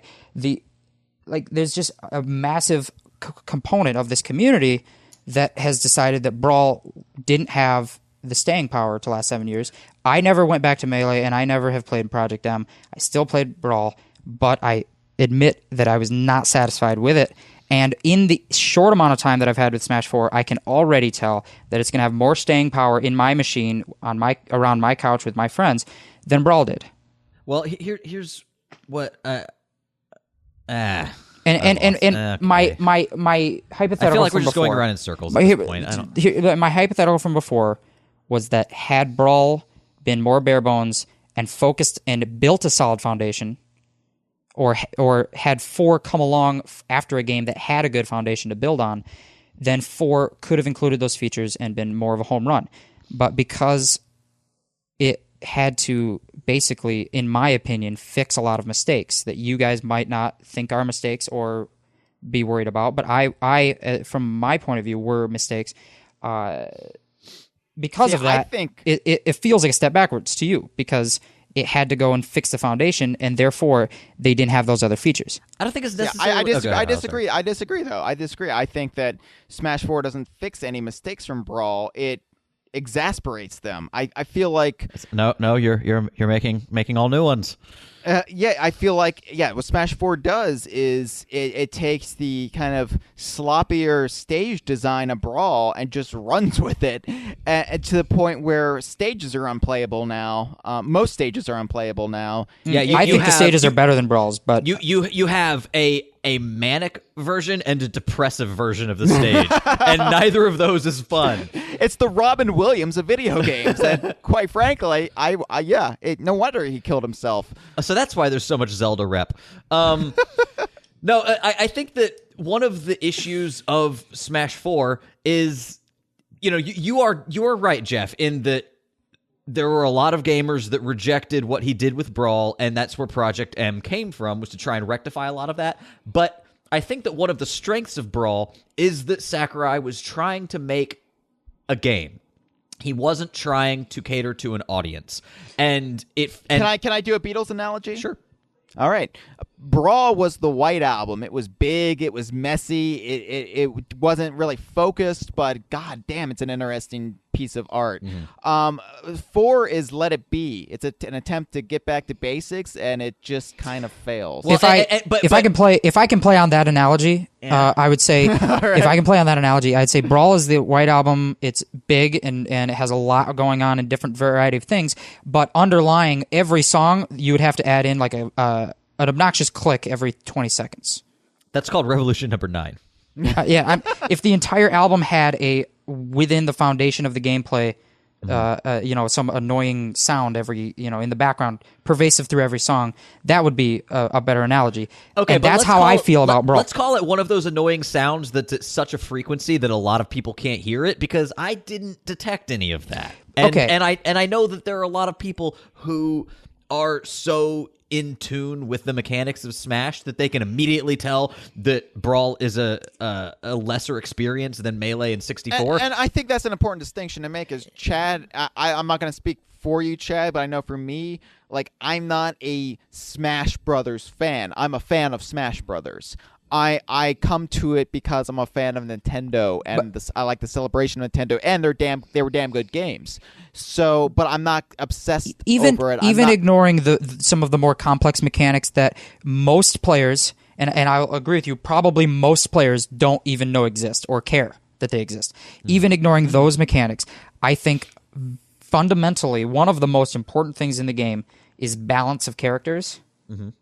That I think even people who are more casual players can appreciate, that there's a drastic difference in the balance of players. I think obviously there's still going to be tiers, and there's all this outcry about Diddy Kong is overpowered. Yeah, there's been plenty of tiers. I've tried quite a bit. But I think the difference between the best player in the game and the worst, and not player, character, the best character in the game and the worst character in the game is the smallest divide that the series has had on this scale ever, because you have 50 playable characters, and it's still somehow vastly more balanced than Brawl, which only had 35 characters. I may make a controversial statement here, but I don't give a shit about character balance. I just and don't. here's where my quote against Joe could come out and say, if you and your friends don't enjoy it, it's not for you, and that might piss you off. What I think that the conversation I was having with Joe was that if you don't see those mechanics and you don't think that makes a difference, that's fine, and you have a right to then not enjoy the game as much. That's your opinion. But I think they're important, and I think that as a video game, it's a better video game because of the core mechanics. I don't disagree that they're important. They are important to multiplayer and competitive arenas. They really don't matter nearly as much in the single-player experience, because you're going to main as someone, and you're going to fight whatever stock characters they put in front of you through all these various modes. It really, and again, it's not a distinction of balance versus unbalanced. It's basically, does the game have a good experience for single-player and multiplayer audiences? And the past ones were fine for single-player. Brawl maybe less so, because yes, Subspace Emissary had a lot of flaws, but as we said last episode, it was at least were at least interesting flaws. Whereas for Wii U, and for 3DS for that matter, basically don't even attempt to have a substantive single player experience. Right, and this is the point where and we're going to talk about the modes here in a bit, but even the single player experiences that were there in previous games that have returned have been just shoddily nerfed to the point where you're not entertained by what you used to be entertained by because it's not even there. They make me question the definition of the word classic. Yeah. It's new Coke all over again. Here's where we're at the point where we're basically just spinning wheels, because I mean, we've basically just already decided that's Mario Kart, we're coming at it from completely different first principles. But I think don't see the value in the single player experience if the multiplayer experience suffers, and you see it completely differently. So okay, here's the thing. You don't see the value in single player if multiplayer suffers. I don't see the value in either if either suffers. There needs to be a balance between single player and multiplayer. That's where the I come balance at it, I care about in Smash Brothers. That Brawl is the game that tries to be everything and fails at everything, in my opinion. And we're just... Okay, so let's not stop trying to do everything. Let's try and do everything better. But that's where my hypothetical comes from, is that you have to have that foundation. And I'm not saying that Smash Bros. 4 shouldn't have put any time into the single player, and I do agree that it's severely lackluster. I wouldn't give this game a 10 out of 10. I do see there's flaws. But I think that foundation is where you have to start, where... if Brawl had that foundation, we wouldn't have this problem, because this game would just be able to expand on modes and do whatever it wants. But let's not get into hypotheticals. We're getting mired in hypotheticals about Brawl. I mean, let's focus on it. Yes, I agree. It's not hypothetical. This game does have to follow up Brawl, and it does have to address the issues that Brawl had.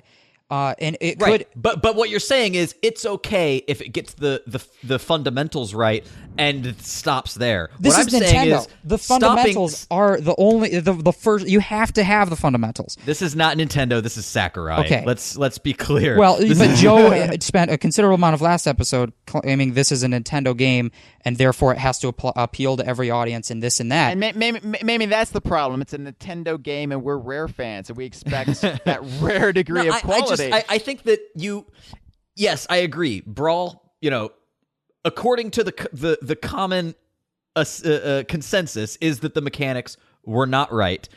So therefore, and tripping was bullshit. I'll agree there. The foundation was shaky, so everything built on that foundation was by definition shaky. So what you're now saying is, if the foundation is solid, thumbs up, ship it. I'm saying get the foundation right. I agree with you there, but don't stop there. Right, but the thing is, I think you think I disagree with you entirely on that.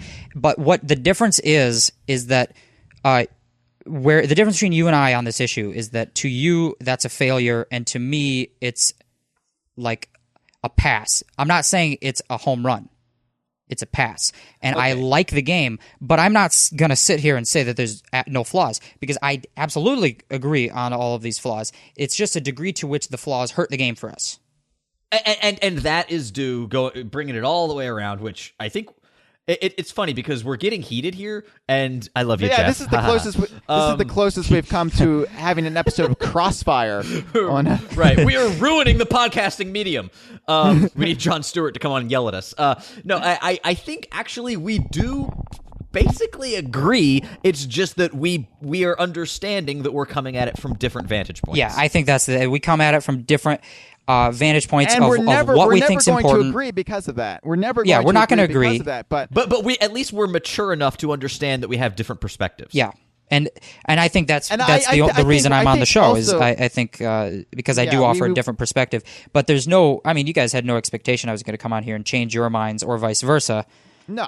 Well, no, but actually, you are raising some points that I hadn't considered. So, I'm glad that we're getting this voice. But Chad, I think the thing is, like, Jeff is also approaching this from, is it a step up from Brawl or not? Whereas we're approaching it from, is it a step down from Melee? Well, I'm approaching it as, is it a fun game? I don't give a shit about the legacy of Smash Brothers. I want a game that I can enjoy. Well, I don't give a shit about that anymore, because I feel like the legacy's tarnished. I think either way, I come to a different conclusion in that if we're asking if it's a fun game, I say yes, but that's because I put all of my importance on that sitting around the couch multiplayer.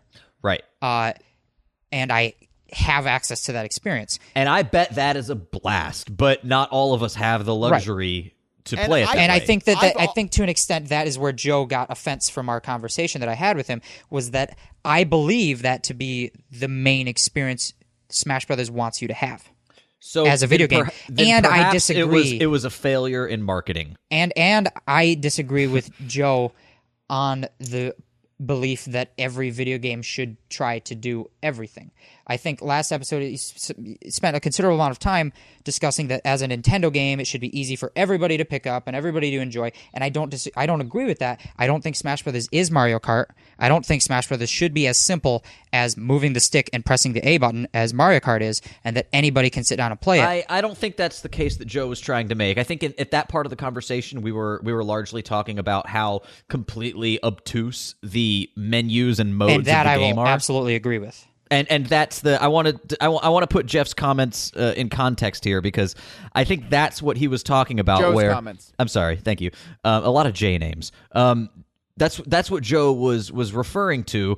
Was the fact that it's not a game that any other Smash Brother game, you can hand the controls to a new person and they'll be able to at least figure out how to start playing and get good and understand things. Whereas this game, it just drops you off in the deep end and expects you to already be familiar with the formula. And from what I've listened to the last episode and previous conversations I've had with you guys, or listening to your guys' conversations, I think the difference between us is we see the same game, we see the same flaws, and we draw different conclusions.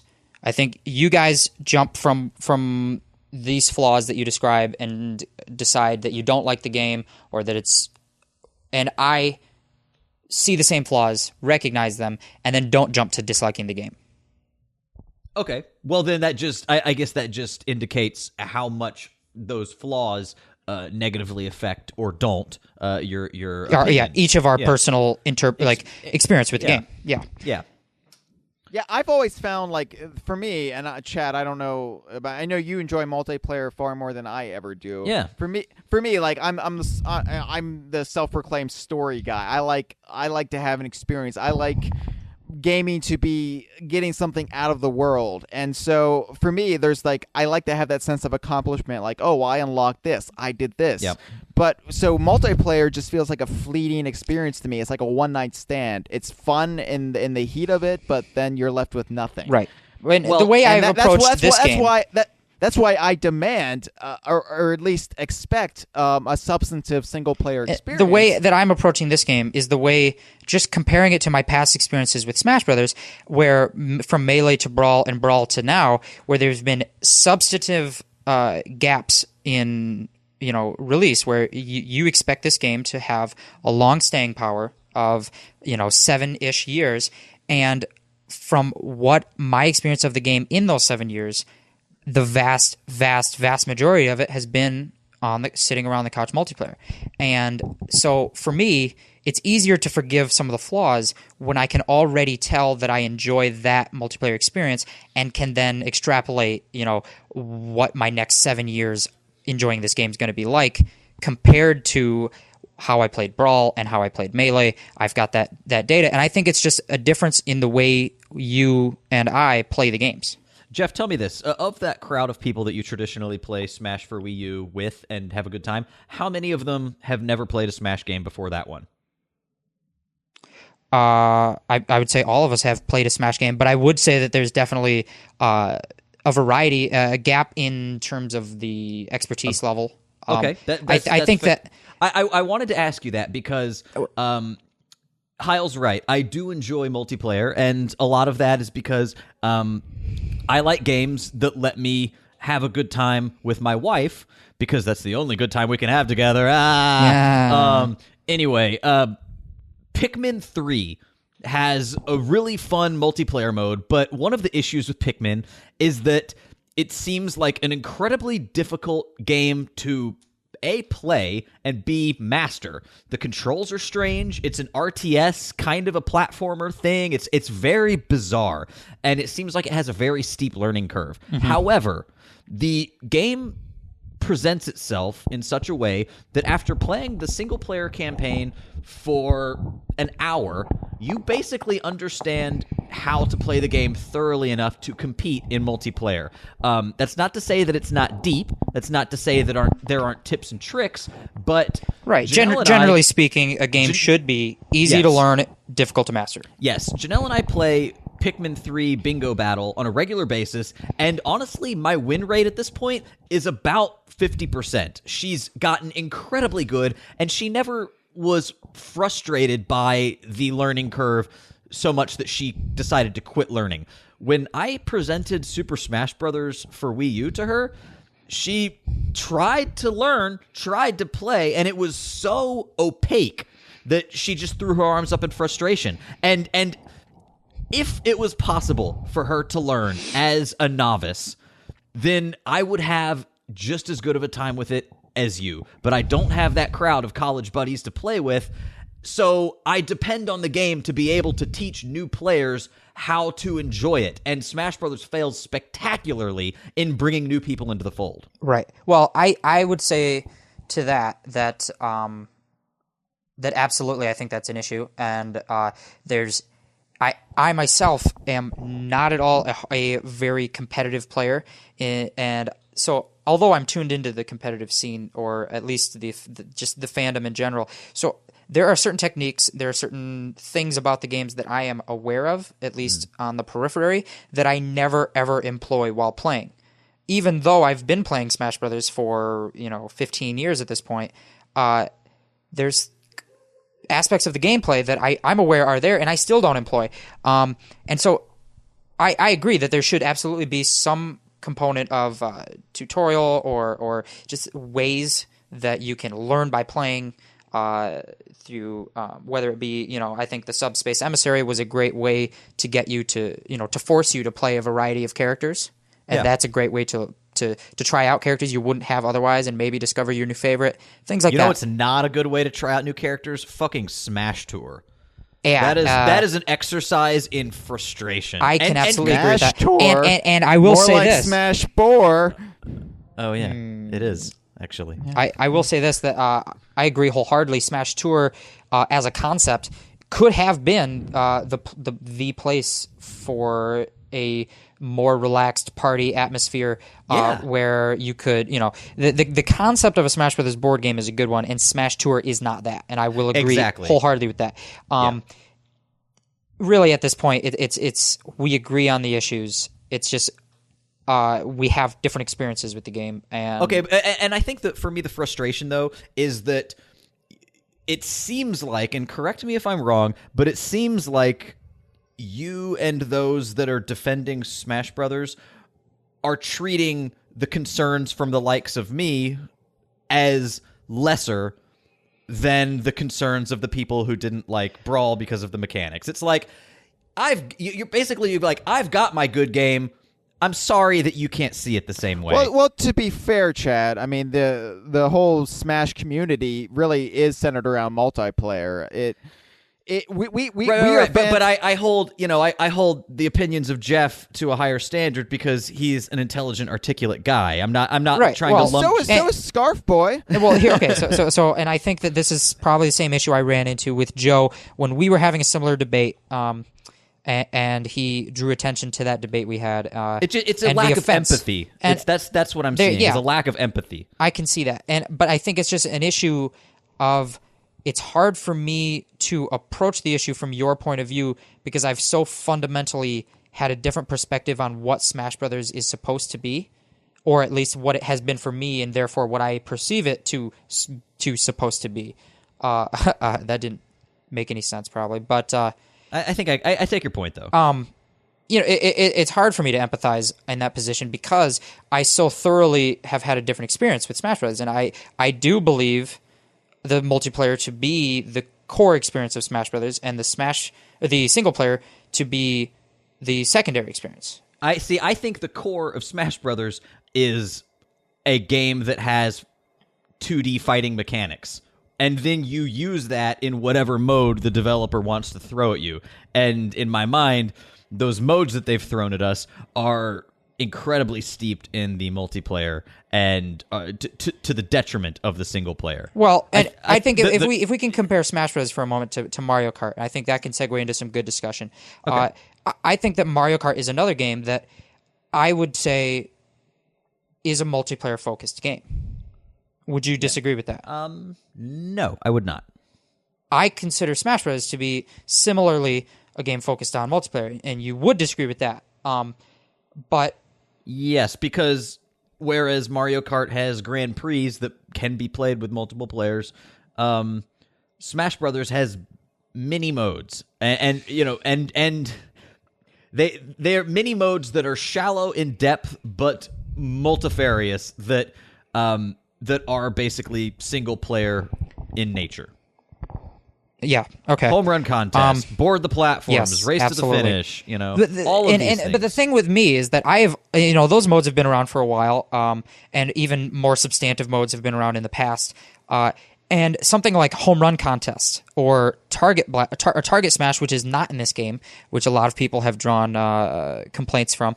The target smash, especially the target smash of Melee, which was severely nerfed in Brawl and non-existent in this current game. I have never, ever spent a substantial amount of time with those modes or had the interest to. Really?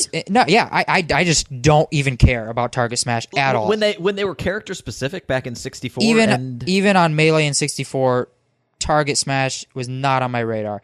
Really? And so I think that can be used. Did you give it a try? I mean, did you? No, I've tried them all. Yeah, I've tried. To me, that was the thing that got me trying out other characters. It was and then discovering their moves, and it was really, not only was it kind of fun, but it was also a good walkthrough on how to best utilize each character. And especially back in those days when they were character specific, they definitely had more merit to them than they did in Brawl. But like I think that this is a good example of just how fundamentally we approach the game differently. And so I think that's a pretty substantial difference in how we play these games. And so, it's really hard to come to any kind of consensus or when we're so far apart on how we play the game fundamentally. I think that I would say maybe as far as I reject there's a division between us. I don't think we're the single players of Smash or the multiplayers of Smash. I think we are the United Smash Brothers of America. Okay, that was my Barack Obama. That fell apart, man. It would have been better had you done like a Barack just voice. like Obama's presidency. Whoa. No, he is actually turning things around, though. Anyway, continue. Oh, he's turning things around? Really? I haven't heard that.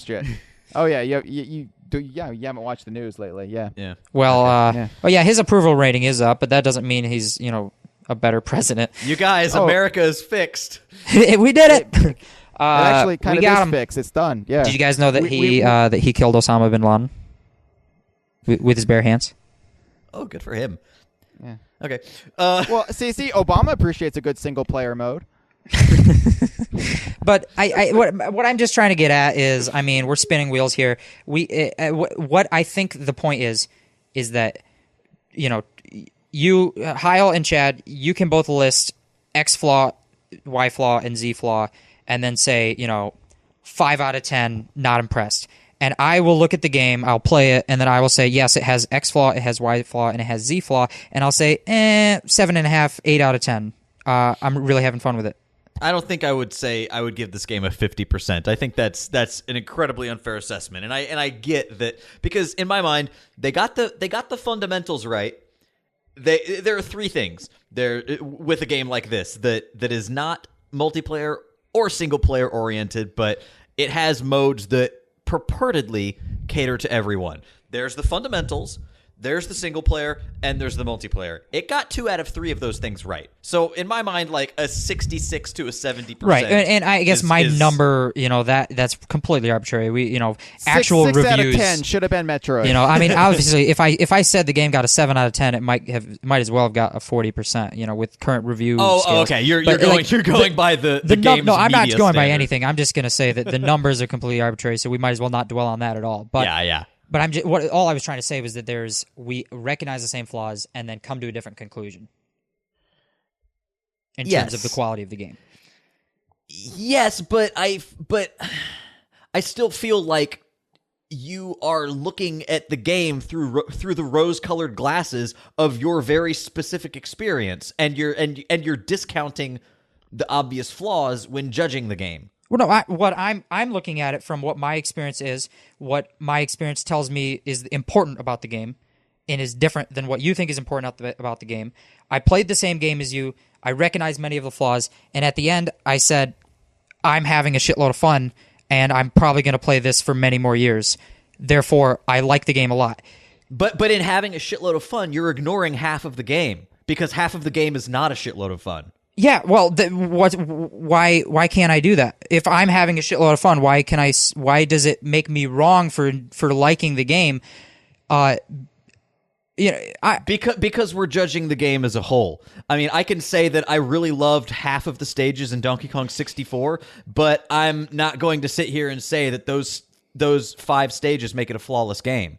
I've sat here. I'm not saying the game is flawless. We did. I'm say not it was saying flawless. the game is flawless at all. And okay, I'm sorry, but that was a bad choice of words. I'm not saying that half of the game being great, even if those are the only ones that matter to me, make it a great game. It seems like you're discounting the negatives because you don't expose yourself to those negatives. Accentuate the positives. Well, okay, yes. You could say that my impression of the parts of the game I like are making me forgive some of the mistakes of the game. And that would be true. I would say, yes, that's true. I forgive some of the mistakes because the parts of the game that I think are important are good. And we disagree on what's important, and that would be why we get to different conclusions. But I don't think it's right to say that just because there's parts of the game that are bad, that I am wrong for liking the game. I'm not saying you're wrong. Well, for liking I'm it. not saying that the game is objectively good or great. I'm saying I like the game. That's all I'm trying to say. No. And honestly, I'm happy that someone is able to have a good experience with the game, because that means someone is enjoying themselves, and that is sending more positive vibes out into the world. Can we at least all agree that Bill Cosby is a rapist scumbag? Oh yeah, totally. Well, I mean, I haven't personally gone over the accusations or the data, but I'm not going to make claims Jeff. I don't know. No. Come on, Jeff. No. Okay. All I'm claiming about the game is that I enjoy it. I'm not claiming that you are wrong for not enjoying it. And I don't think we're claiming that you're wrong for enjoying it. So there's really no. It's just, why are we arguing? Yeah, I don't really see where to go from there. I don't. We come to different conclusions, and neither of us think the other is wrong for having their conclusion. But this is why we wanted to have you on the show, Jeff, because I don't think Chad and I can understand this viewpoint, but we wanted to get it on the air. We wanted to express it. Right. And seeing as how you're a staff member who's frequently been on the show, we thought it would be interesting to kind of get the alternate viewpoint that Chad and I just cannot fundamentally understand. Now we're understanding a little bit better, I think, right. because you're kind of articulating it. I will say one thing and backpedal a little bit, in that the original issue that was brought up was Joe's specific mentions or references to a conversation we had in which I was probably claiming his opinion was wrong on how to play the game. Right. And you basically said don't play it if you don't enjoy it. Well, but in a sense, I think, yes, that's true. If you don't enjoy something, you probably shouldn't play it. Right. But what happens? But I think what happens if you spent $60 under false pretenses and then don't enjoy it? Right. I think that the issue wasn't that I said if you don't enjoy it, don't play it. It was that I said it's your fault for not enjoying it, or at least implied that it was his fault for not enjoying it, or that he was enjoying or looking at the wrong part of it, because he's expecting a different part of it than I am, and that was wrong. So I think I don't think you guys are wrong for wanting more out of the single player experience. It's just fundamentally different from how I approach the game, and so that's where our difference came from. I think it's fascinating that we have had now at this point about 3 hours of discussion on this game, and not once have we brought up the fact that Lucina and Dark Pit are playable characters.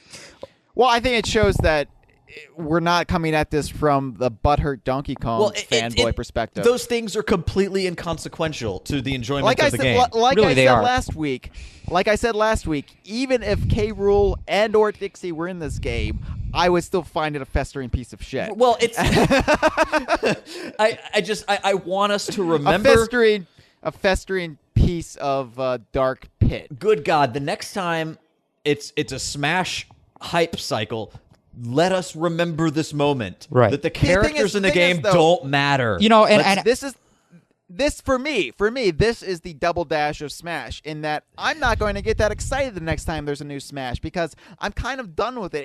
There's gonna have to be a Mario Kart 8 of the franchise where it kind of wins me back. If they could get online right, then that would have fixed all of my issues, because then I could have played the game with my friend Hyle. Or if they have a new developer, and real quick, I'm kind of over Sakurai at this point. Just to even more controversialize my differing viewpoint, in comparing it to Mario Kart Double Dash, I do believe that this is the best Smash Brothers game ever. I think I believe in, and there's people who love Double Dash. I mean, I'm not saying that they're wrong. I'm not saying they're wrong. I'm saying from the perspective of Hyle Slush Russell and Charles Chadwick. Christianity is a sham. McCanna. That is my middle name. Yeah, that's your full middle name. We rarely reveal it because it's so outrageous. But I feel that from our perspective, this fails. Double Dash failed. But from Jeff Onan, or Jeff Onan, as Joe Mudd would say, from his perspective, I feel like this is the best Smash has ever been. And there's no way to come to the middle there. There's no way to quantify that except people have different opinions. People play video games for different reasons. Mm-hmm. And it's a miracle that so many times, like Super Smash Bros. Melee, it can touch everybody in a different way and excite everybody, but it's very rare that it happens. And inevitably, as more and more sequels come from a game that everybody enjoys, fewer and fewer people are going to be happy about it. Well, yeah, and one way to look at it is that something. If you differ from the formula of Melee in any way, and then you have someone like me who thinks the game is better than Melee, then conversely, you probably have another person who thinks it's worse than Melee because it went one direction or the other. So, I'm saying ignore both voices and make the game you want to make. Yeah. And that's not what Sakurai did here. Well, also, not, we really need to mention that I think a lot of the flaws of this game, including the single player being so piss poor, is probably the result of the game being split into two. Yes, absolutely. And here's something we haven't mentioned. Here's something we haven't mentioned that I think is fundamental, is that you both had your first exposure to the game on the 3DS. Is that correct? That is correct. Yeah, and I have yet to play the 3DS version. And so I think a considerable amount of the hype was just sucked out of the game for you. Is that a bad assumption to make? No, I'll agree with that. I feel like Super Smash Brothers for Nintendo 3DS is a piss poor piece of shit, and I feel like it. Yeah, I actually disagree with Hyle. See, I didn't really have any hype coming into it. I was kind of already done with Smash Brother. I was just committed to getting it. I enjoy the 3DS version a lot more than I do the Wii U version. Really? I think that I enjoy neither. I think that the nature of Smash being very rapid fire, quick games lends itself to the handheld format a lot better than it does to the console. It is pretty interesting that you, as a person who does put a lot of the stock in the single player modes, you do enjoy the handheld version, which I would assume the handheld version is more of a single-player leaning experience because... the Smash Run, it gets a lot of shit, but I actually enjoy Smash Run. Right, because, I have never played it. It reminds me of Subspace Emissary, which I enjoy. I think that the only flaws with Smash Run are that it has an arbitrary 5-minute time limit. And you can't play it online with friends. And you can't play it online. And that's another thing. Like that's one of the reasons that I'm so hung up on the lackluster single player modes is because if online was usable, then this would and if they exposed online to a lot of the game's multiplayer modes like Smash Tour, like Dual Master Orders, then I think that I would actually forgive almost everything with the game if I could have that multiplayer experience in the comfort of my solitary living room. If Chad and I could say team up for the events, to tackle the 2-player events, oh my god, that would be so great. Or just play online. Or just fucking play online. It's unusable. The lag makes the game unplayable. And this is interesting because I've not had the same experience, and I've heard both sides. I've heard people have absolutely awful experience online, and then people have completely flawless experience. I haven't played online extensively because, like I've said, I haven't really had the need to because I do have, a pretty frequent amount of people to play with right in physical space. But the amount of times I have played online, I didn't think it was bad. I think that I've played with Cameron Regal, one of the DK Vine staff members, probably twice. I've played with a couple other people. And in those, I think in a 2-minute match or whatever with Cameron, there might have been a couple seconds of lag where it was like, what the fuck? I just got hurt because it lagged, and you get pissed off, obviously, because it's out of your control. But that was a rare occurrence for me. To me, and let me tell you what my setup is. I have a really good internet connection for America. I have 50 megabit down, 25 megabit up. I don't have the Wii U adapter. Right. Neither do I. But my modem is literally sitting 2 inches away from my Wii U. I'm able to stream 1080p video from Netflix without a hitch. I have a good enough connection. And what I experience in Smash is a pervasive lag where everything is about a quarter second behind my input. Yeah, it is. It's actually pretty unfortunate because, like you said, the online would completely change the experience for you. Yeah, or your opinion of the experience. I would fucking love this game if A, the online worked, and B, you could play all multiplayer modes online. And conversely, I have had a pretty fine online experience, and yet I could take it or leave it. So it kind of sucks that way. Whereas like if I had a completely shitty online experience, I'd still love the game, and if I could just give my online experience to you and trade, then it'd be great. But I'm kind of curious, Jeff. What do you think about the point I made last week, where I said that the flaws that tell me more about myself, Jeff.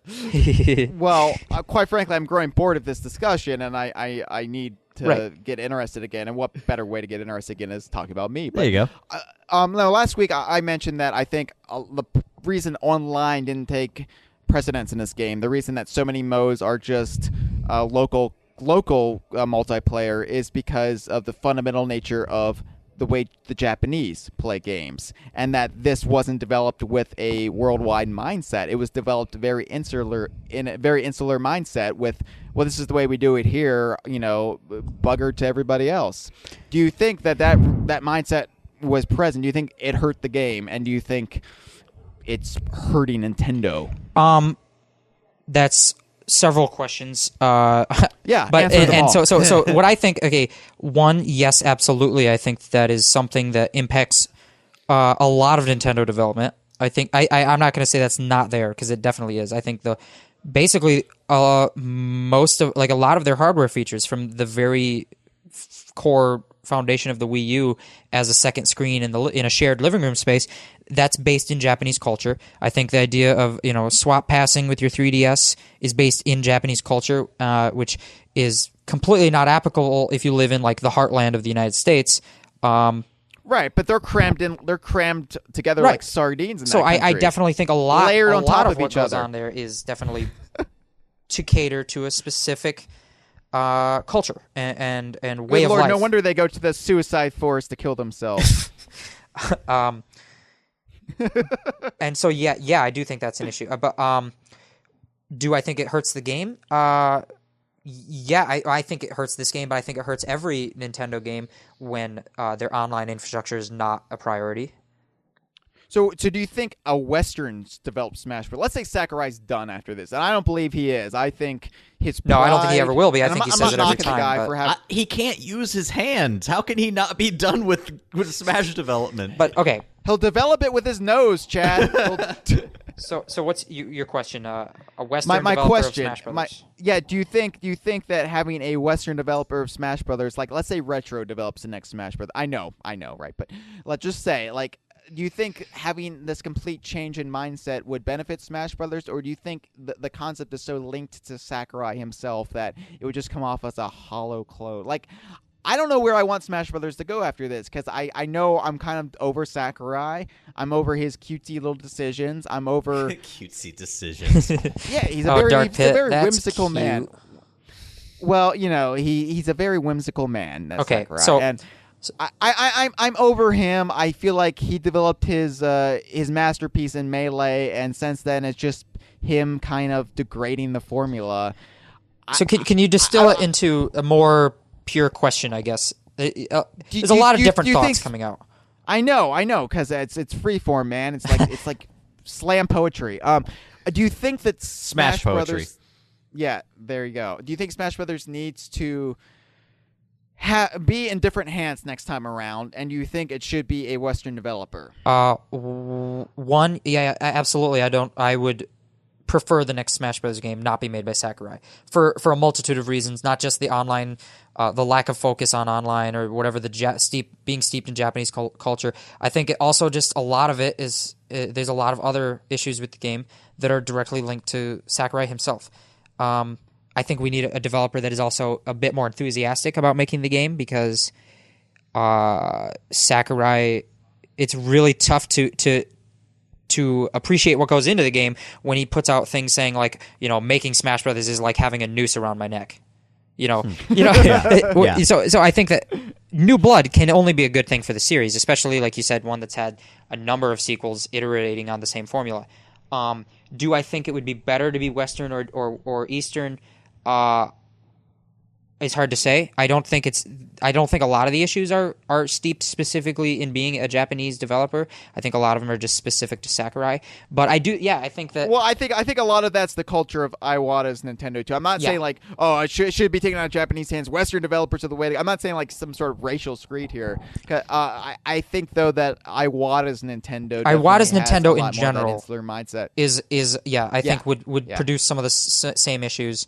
And I think a lot of it when you realize that Sakurai and Iwata are buddies and that Smash Brothers originated from the two of them, then you kind of get the sense that they come. It wouldn't, like that it wouldn't change much. So it can be Japanese developed so long as it's developed by one of those Nintendo. It needs to be a development. It needs to be a development team that understands that they're making software for a global audience. That's all. It doesn't matter. They could be based in Belarus, it doesn't matter. It's just they need to understand that they're making games for people who play games online and who play games in their living room. When more than a half of their sales comes from the rest of the world, they can't really way like more than half. Way more. Two-thirds. Yeah, when you look at like software sales, half of it's American, a quarter of it is the rest of the world, and then it's the Japanese sales, if not less, So, I really don't understand how they can't see this and how it's not an initiative or priority to make this for everybody. Right, yeah. Not just your backyard. Yeah, and I do think that like the whole focus that they've had, I think for probably over a decade on instead of developing online technology, in developing like player-to-player technology, 3DS local connectivity and all that stuff, and swap pass and all these kind of novel features, I don't think that they're a good substitute for an actual online infrastructure that every other company has. This is 2015, for Christ's sake. How are we still discussing this? Yeah. No, you're definitely not. You're not going to get any disagreement from me out of that. That's absolutely true. But that's a baffling and pervasive issue that just goes well beyond Smash Brothers. Mm-hmm. And I really do. I generally like to give people the benefit of the doubt, especially developers who are in the trenches and often it's very easy to get tunnel vision. But Hyle, I think that encapsulating it as an Iwata issue is kind of on point. Yeah, I would agree. Yeah, and of course, Iwata's done a lot of good, but I don't know. That's another episode. He's not done a lot of good. He's stumbled into a lot of good. Yeah, I would say that's probably true. He's the John Ritter of being a video game president. So he's stuck in this sexy apartment with Microsoft and Sony. Okay. John Ritter died. No. You think Iwata's heart's going to explode? We can only hope. This has been a File 2 production.